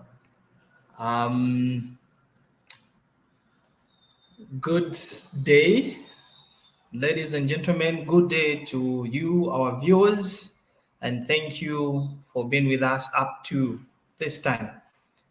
Business owners, entrepreneurs, thought leaders, and corporations. Welcome to Black Business Network. My name is Nathan T. Mlenga, all the way from the studios of Lusaka, Zambia, Africa. I am your business moderator for this day on the Black Business Network. The Black Business Network is a 24-hour business network showcasing Black business owners, entrepreneurs, and thought leaders worldwide. We have speakers from North Carolina, London, Singapore, Africa, Japan, and cities all over the United States. The Black Business Network is a global community sharing its business knowledge to empower, inspire, and educate businesses about business. Our next speaker who's going to speak in the next 40 minutes is no other than Grant McGuire. Grant McGuire and isn't just a brand, but is building a better world as CEO of 5-Star BDM. So you can find that if you just Google 5starbdm.com. He empowers individuals and businesses to craft online identities that attract opportunities, command respect, and leave legacies that real in impact. His flagship podcast, Follow the Brand, consistently nerds top sports, has awarded a top 10 podcast by FeedSpot and New World Report this year. Thanks to a top 10 podcast by Fit10 and New World Report, which is this year, as I already stated. Thanks to Grant's talent for extracting actionable insights and inspiration from industry leaders. But Grant's influence extends far beyond the microphone, where we normally see him. Is a fervent advocate for diversity and inclusion in healthcare, earning the prestigious Personal Brand Development Award 2023 from New World Report for his tireless efforts to close disparities and amplify underserved voices. When he's not championing healthcare equality, you will find Grant mentoring young leaders, inspiring audiences at conferences, or casting a line in the vibrant waters of Miami. Grant's infectious enthusiasm, unwavering integrity, and genius desire to make a positive ripple are woven into everything he does. Is a living testimony to the power of personal branding, not just for personal success, but for creating a world where everyone can thrive. Ladies and gentlemen, without further ado, I present to you Grant. Just remember, when genius is common, and I'll see you on the other side. Thank you, Nathan. That was wonderful. Thank you for bringing me up all the way from Zambia, Africa. Wow, that's a privilege. I know it must be a little late for you. I would figure in that area of the world. Yeah, it's 6 actually. Wonderful, wonderful. Well, let us get started. We're going to have a candid conversation. And I want to say good afternoon, good morning, good evening to all my fellow visionaries and entrepreneurs. And I'm here today as the voice behind the Follow Brand podcast and TV series, where I have the privilege of chronicling exciting journeys within our industry and within the diaspora of Africa and Black people across the world. So today, I am very happy to unravel a story that's not just inspiring, but a testament to the power of strategic partnerships and business development. I would detail the pivotal changes that an innovative tech solutions company took by using services from 5-Star BDM. And I want you to imagine, if you will, a team of brilliant minds, nestled right in the heart of Silicon Valley, California. And they were creators of groundbreaking software, and they were poised to redefine the technological landscape. Yet, despite their innovation, they were having problems, and they were in the shadows of the market, and their voice was drowned out amongst all the digital chaos in the market that we see today. And the spirit that once fueled late night coding and sessions and began to wane under the weight of unseen potential. And it was during this period of introspection that fate played its hand, and the Follow Brand podcast and TV series became their weekly ritual and a beacon in the storm of their uncertainties. And amongst the narrative shared, one name resonated with increasing intensity and consistency, and that was 5-Star BDM. And our narrative-driven approach sparked a light within them, which mirrored the untapped potential they felt within themselves. Now, the journey from realization to action is often fraught with a lot of hesitation. And for this company, the continual exposure to the triumphs of others became the catalyst for their own evolution.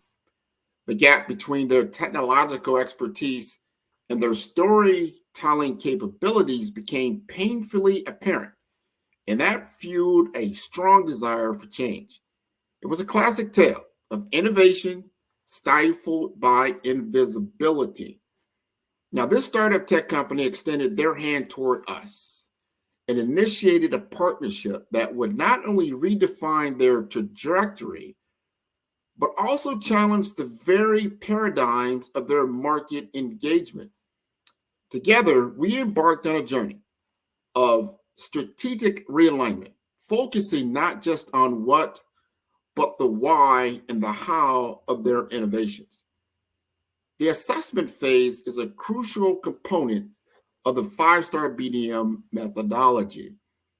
It is the initial step where we dive deep into understanding our clients' unique challenges, aspirations, and the underlying problems that hinder their growth. Now, this phase is dedicated to active listening, empathetic understanding, and strategic questioning, laying the groundwork for successful partnership and solution development. This journey begins with an initial consultation where we establish a rapport with our client. This is not just a meeting. It's the start of a strategic partnership. We encourage clients to share their story, their vision, and the obstacles they face. Now, this open dialogue helps us gauge the depth of the problem and the impact it has on their business. We delve into understanding the business's core functions, market position, and competitive landscape. And this includes reviewing their business model, the customer base that they have, the product or service they offer, and the market differentiation. Now, understanding the broader business context allows us to identify not just surface level issues, but also the underlying problems that might not be immediately apparent. Now, through a series of targeted questions, we identify specific pain points. Now, this could range from the declining sales that they're having, low customer engagement, inefficient processes, or outdated technology, which we see a lot in our sector. And we aim to understand the symptoms of the problem and how they affect the overall business health. Now, once we have identified the pain points, we analyze their impact directly on the business. And this involves quantifying the effects on sales, productivity, customer satisfaction, and other key performance indicators or KPIs. Now, understanding the severity of the problem helps in prioritizing the issues that need immediate attention. Now, identifying the symptoms and impacts is crucial, but understanding the root causes is where the real work begins. Now, we explore the internal and external factors contributing to this problem, and whether they be strategic misalignments, market changes, or operational inefficiencies, this helps us deep dive into crafting a solution that not just are just band-aids, but they are aimed at addressing the core issues. We arm ourselves with a comprehensive understanding, and we work collaboratively with our client to define the problem clearly.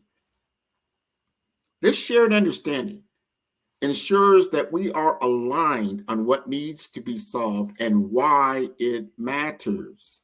It transforms the problem from being a client's issue into a mutual challenge that we are committed to solving together. With the problem clearly defined, we set the stage for the next phase of the journey, and that's developing a tailored solution. Now, this involves outlining the goals, expectations, and the roadmap for addressing the identified challenges. Now, this assessment phase is more than just the first step. It's the foundation of the entire 5-star BDM process. By thoroughly understanding the problem, its impacts, and its causes, we ensure that the solutions we develop are not just effective, but transformative. This phase sets the tone for a collaborative, transparent, and results-oriented partnership, paving the way for sustainable growth and success for our clients. Now, this phase is not just about identifying problems, but about engaging in a collaborative discovery process grounded in the principles of permission marketing as introduced by Seth Godin. Now, integrating permission marketing as 5-star BDM, we embark on an assessment phase that the team will adopt a tailored approach deeply rooted in the ethos of permission marketing. And instead of bombarding my client with unsolicited advice or generic solutions, we seek explicit consent to explore and diagnose the underlying issues. This is achieved through a series of strategic engagements, building trust and enduring and ensuring the communications are both anticipated and relevant. The assessment continues with an in-depth discovery session. However, true to the tenets of permission marketing, this session is only scheduled after my client has indicated a clear interest in exploring potential solutions, perhaps prompted by their engagement in the podcast series itself. They've seen our work in progress. This initial conversation serves as a platform for my client to articulate its challenges, aspirations, and the barriers without the pressure of a sales pitch. Following the discovery session, 5-star BDM designs a customized survey tailored specifically to the nuances of my client's situation. The survey, distributed to key stakeholders within the company, seeks to gather detailed insights into their operational, marketing, and technological challenges. By seeking permission to send and analyze this survey, 5-star BDM demonstrates respect for my client's time and perspective, ensuring that the process remains collaborative and consent-based. Leveraging the insights from the initial sessions and surveys, 5-star BDM hosts a series of problem identification workshops. Attendance is voluntary, emphasizing the permission-based approach. These workshops encourage active participation from my client's team, fostering a sense of ownership and mutual discovery. The workshops are designed to be interactive, allowing for a deep dive into a specific issue while maintaining an atmosphere of trust and openness. With the collected information, 5-Star BDM prepares a comprehensive presentation highlighting the identified problems, their implications, and potential pathways forward. This presentation is not a generic sales pitch, but a customized reflection of my client's situation, developed and delivered with my client's explicit consent. Now, this ensures that the proposed solutions are directly aligned with the client's needs and goals, reinforcing the value of the permission-based approach.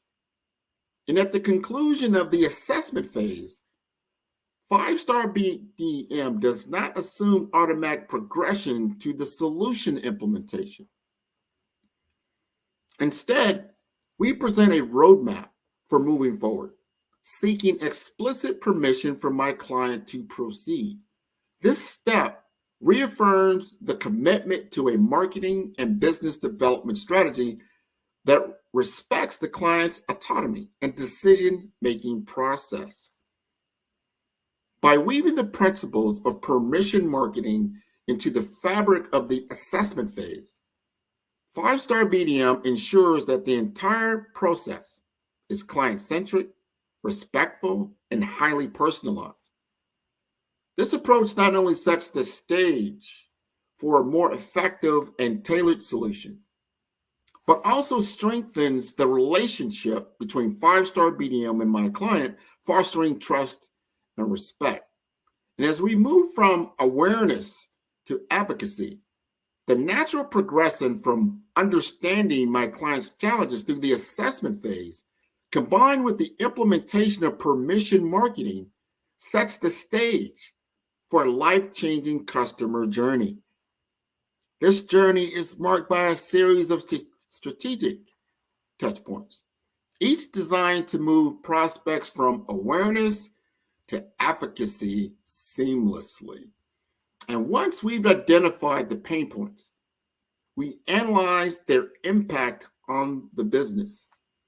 Now, this involves quantifying the effects on sales, productivity, customer satisfaction, and other KPIs, or key performance indicators. In the case of my client, imagine for a moment that transformative power of boosting sales growth by 200% within a year of implementing the strategic partnership, reducing customer churn by 57%, fostering long-term loyalty and building a sustainable customer base, witnessing a 150% increase in website traffic, attracting a wider audience, and amplifying their brand reach. Now, beyond identifying the symptoms and impacts, which is crucial, but understanding the root causes is where the real work begins. Now, we explore both the internal and external factors that contribute to the problem, whether they be strategic misalignments, market changes, or the operational inefficiency. So for my client, the root causes included limited brand awareness and weak market positioning, ineffective communication strategy, resulting in a disconnect between their innovative solution and their target audience. Initially, the prospects are introduced to my client through carefully curated webinar content that addresses their specific challenges and interests. This approach, grounded in permission marketing, ensures that each interaction is both wanted and relevant, fostering a sense of trust and respect from the outset. As these prospects engage with my client's content and express interest, they are gently guided through the personalization journey, the follow-up communications that are tailored to express their needs and feedback, which help to deepen the relationship, turning interest into genuine engagement. And by the time my client reaches out directly to discuss potential solutions, the prospects are no longer cold leads. They are informed, interested parties who have already recognized my client's value and expertise. This shift dramatically increases the likelihood of successful business outcomes, as conversations are now based on mutual understanding and respect, not just cold email marketing or phone calls. We have now already established relationship. Now, the story of my client transcends mere inspiration. It offers a valuable lesson and practical applications that you, as a business leader or entrepreneur, can integrate into your own growth strategy. Now, this narrative plays a crucial role in captivating your audience and establishing your brand identity and conveying the value proposition of your product or service. Craft a compelling brand narrative that resonates with your target audience. Identify your core values. Translate the impact of your offerings and weave these elements into a story that connects on an emotional and intellectual level. True growth starts with a deep understanding of your customers' needs, challenges, and aspirations. Don't just build what you think is good. Build what your customers need. Conduct research, engage in customer interviews, and actively listen to their feedback. This allows you to tailor your offerings, your messaging, and entire customer journey to resonate with their specific needs. Collaborating with the right partners can accelerate growth and provide access to expertise that can fill your skill or resource gaps. Identify reputable companies with complementary expertise that align with your vision and values, and explore strategic partnerships that can enhance your marketing reach, product development, or your operational efficiency. Building trust and respect with your audience fosters long-term relationships and fosters brand loyalty. And by focusing on putting the value up front, and you gain explicit consent for communication, and you prioritize building genuine connections with your audience instead of aggressive sales tactics. And by using quantifiable data allows you to make informed decisions. You'll be able to measure progress and you'll optimize your strategies for maximum impact. You want to set clear goals and establish relevant KPIs. Track these key metrics across all the stages of the customer journey, from brand awareness to conversion to customer retention. And you can use this data to identify areas for improvement and refine your strategies for continuous growth. By internalizing these lessons and applying them to your unique business context, you can empower your brand to break free from the shadows and ignite its full potential for growth. And remember, the journey of transformation, just like the one undertaken by my client, is not a sprint, but a marathon. Embrace continuous learning, strategic partnerships, and a data-driven approach to fuel your path towards sustainable success. The culmination of this journey is not just a closed deal, but the conversion of customers into brand advocates. Satisfied with the solution and the respect they receive throughout their journey, they are more likely to share their positive experiences with their peers, extending the cycle of engagement and conversion. A win-win scenario is born through the integration of the assessment phase and the permission marketing principles into a strategy that represents a paradigm shift in how we approach our market. By focusing on understanding the client's problems and securing permission at each step of the customer journey, 5-Star BDM is able to create more meaningful connections, deliver tailored solutions, and ultimately close more deals while fostering long-term customer relationships. This is the essence of transforming potential into actual sustainable business growth and a genuine partnership. Our collaboration, my client, bloomed into action with a series of webinars meticulously tailored to address the pressing challenges faced by our target audience.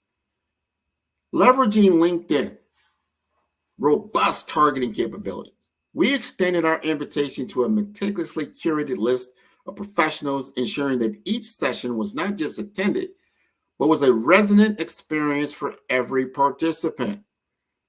But our commitment did not wane with the end of each of these sessions. We understood that engagement doesn't end with a thank you for attending. By offering the webinar's replays, we provided a bridge for continuous engagement, transforming fleeting interest into enduring relationships.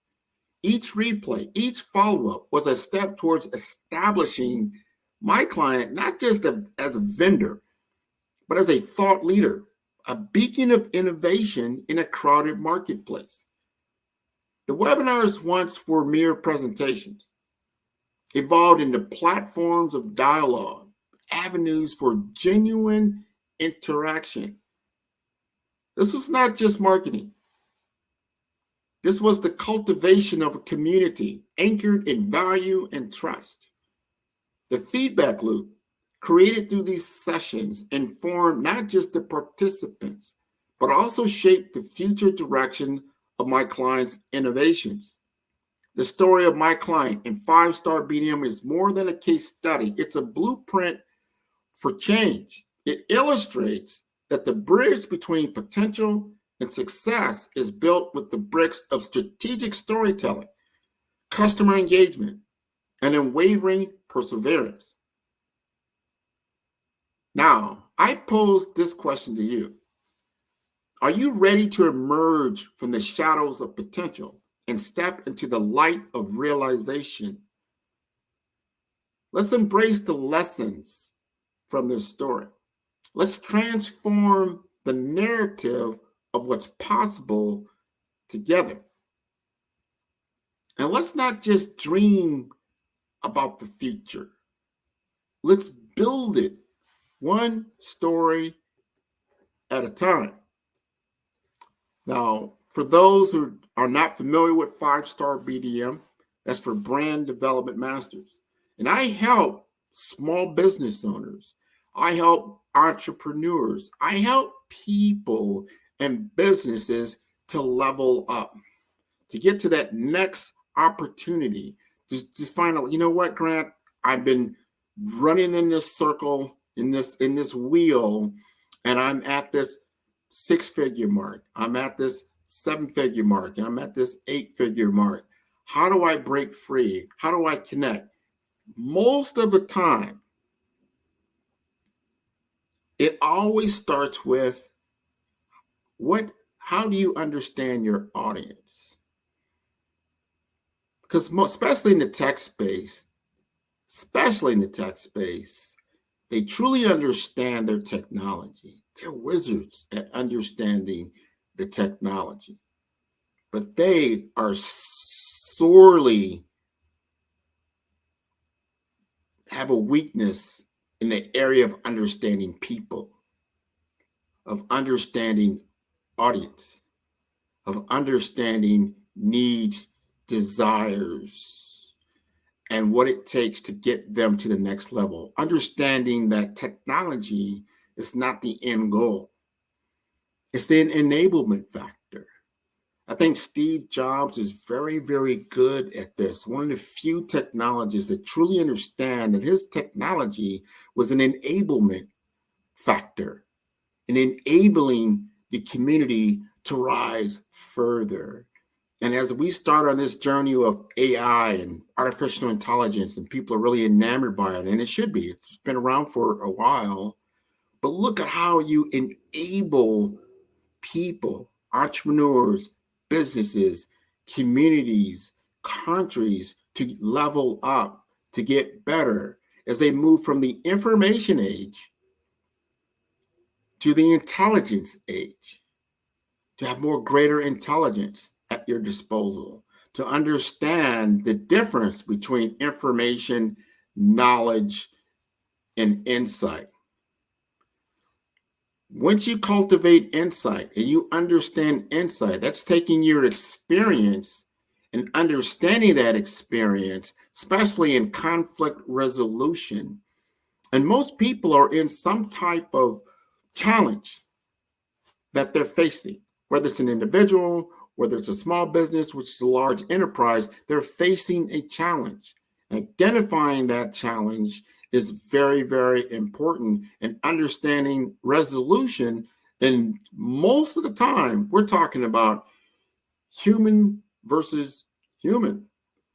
So understanding how to communicate between different cultural differences, different people, different countries, different things that create the tension that's creating the challenge that you have is understanding communication.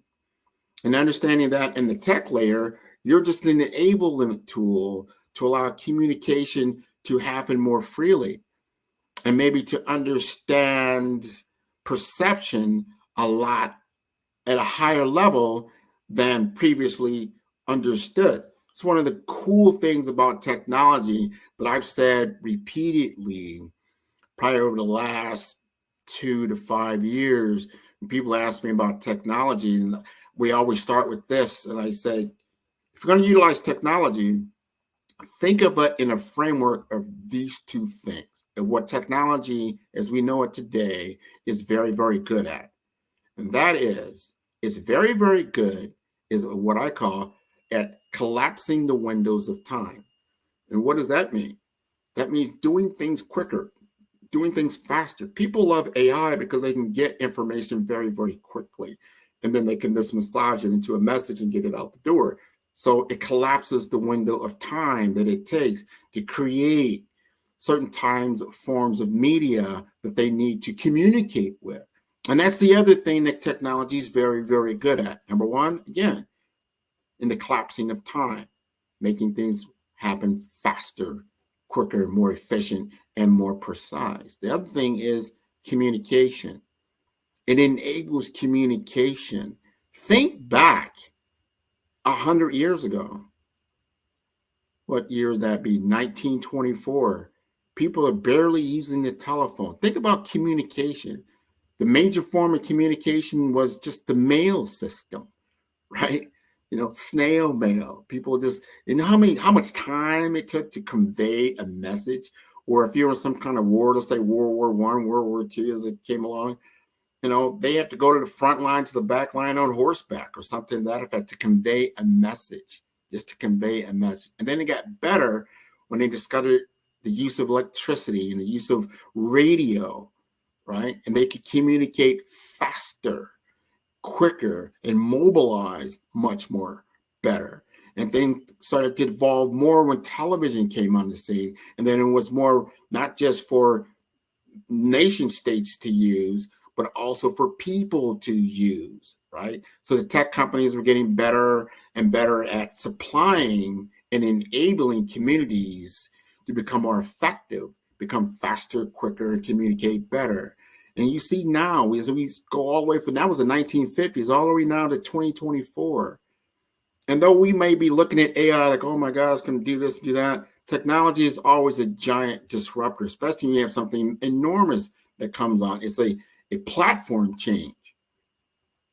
But it's not a time to be afraid. It's a time to be innovative in our thinking. It's a time to be more imaginative of what is now possible that was before it took too long to do, or you couldn't communicate it so clearly, right? Now you can communicate much more clearly. And a lot more people, not just the savants of our age, or people that are very, very good at written communication. Now, there's a lot of people that can become very, very good at written communication. And that's a good thing, because now perception, which could be in the mind of the beholder, can become more clear. They understand what you mean, and they don't have to misinterpret what you're talking about. So important. People don't realize how important that really is. Wars have been started over misunderstanding of communication, misalignment of goals. When they're clearly communicating, you can avoid a lot of tension that's occurring in your world, a lot of conflict that does not need to happen. So your world becomes a little bit more graceful,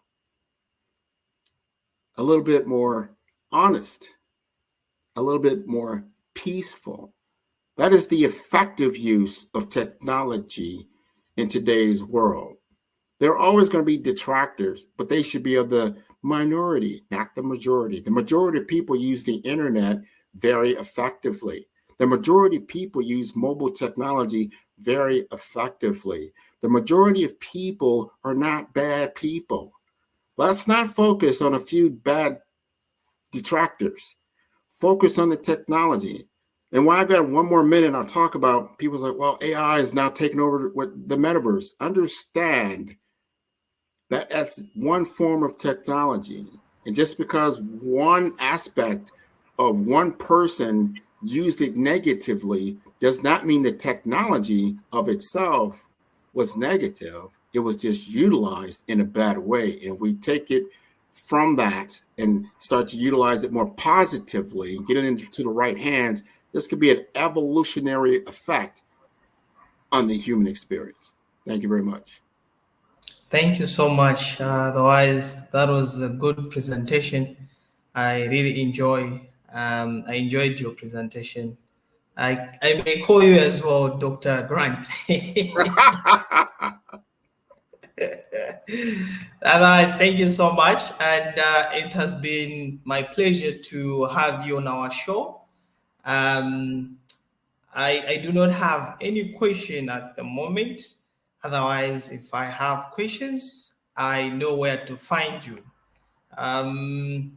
Otherwise, we thank you. And I thank Dr. Eric for giving us this opportunity and also for giving you an opportunity to explain and propound on those important issues. And you use the case study for your client, which is very good. I'm sure those who are watching, they've learned one or two things which will help them to expand and grow their businesses, because that's what Black Business Expo is all about. Otherwise, when genius is common, I will see you on the other side. Thank you, Nathan. Did you know that approximately 333.34 million businesses exist today, according to a report from 2021? And you may be one of those businesses, or maybe you're not in the business market yet, but you're aspiring to be a business owner. Well, guess what? You're in the right place at the right time. Because let's face it, everything is about timing and opportunity.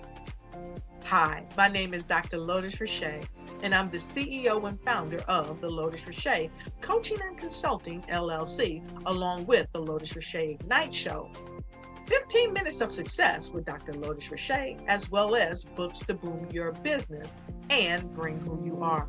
And today, I want to bring this amazing message to you about the Black Business Network and the Black Business Olympics. See, the Black Business Network and the Black Business Olympic is designed to help people just like you, that's right, that look like me, to take their business to the next level. Not just in your front yard or your backyard, but globally. The Black Business Network and Black Business Olympics is designed not to just help you survive, but to help you thrive. So join us today as we come together with businesses all around the world to support our students, our children, our young teens, our young entrepreneurs. What we do is we come together to help raise funds for students who are aspiring to be business entrepreneurs, who are aspiring and who are thriving in college. We endow them with a wonderful opportunity to gain scholarship of either a laptop or several thousands of dollars. And we invite you to help be a contributor to this amazing opportunity to help someone that looks just like you. So join us today at our website and let us connect with you and help you ignite and take flight in every area of your life on the Black Business Network and the Black Business Olympics. I'll see you on the other side.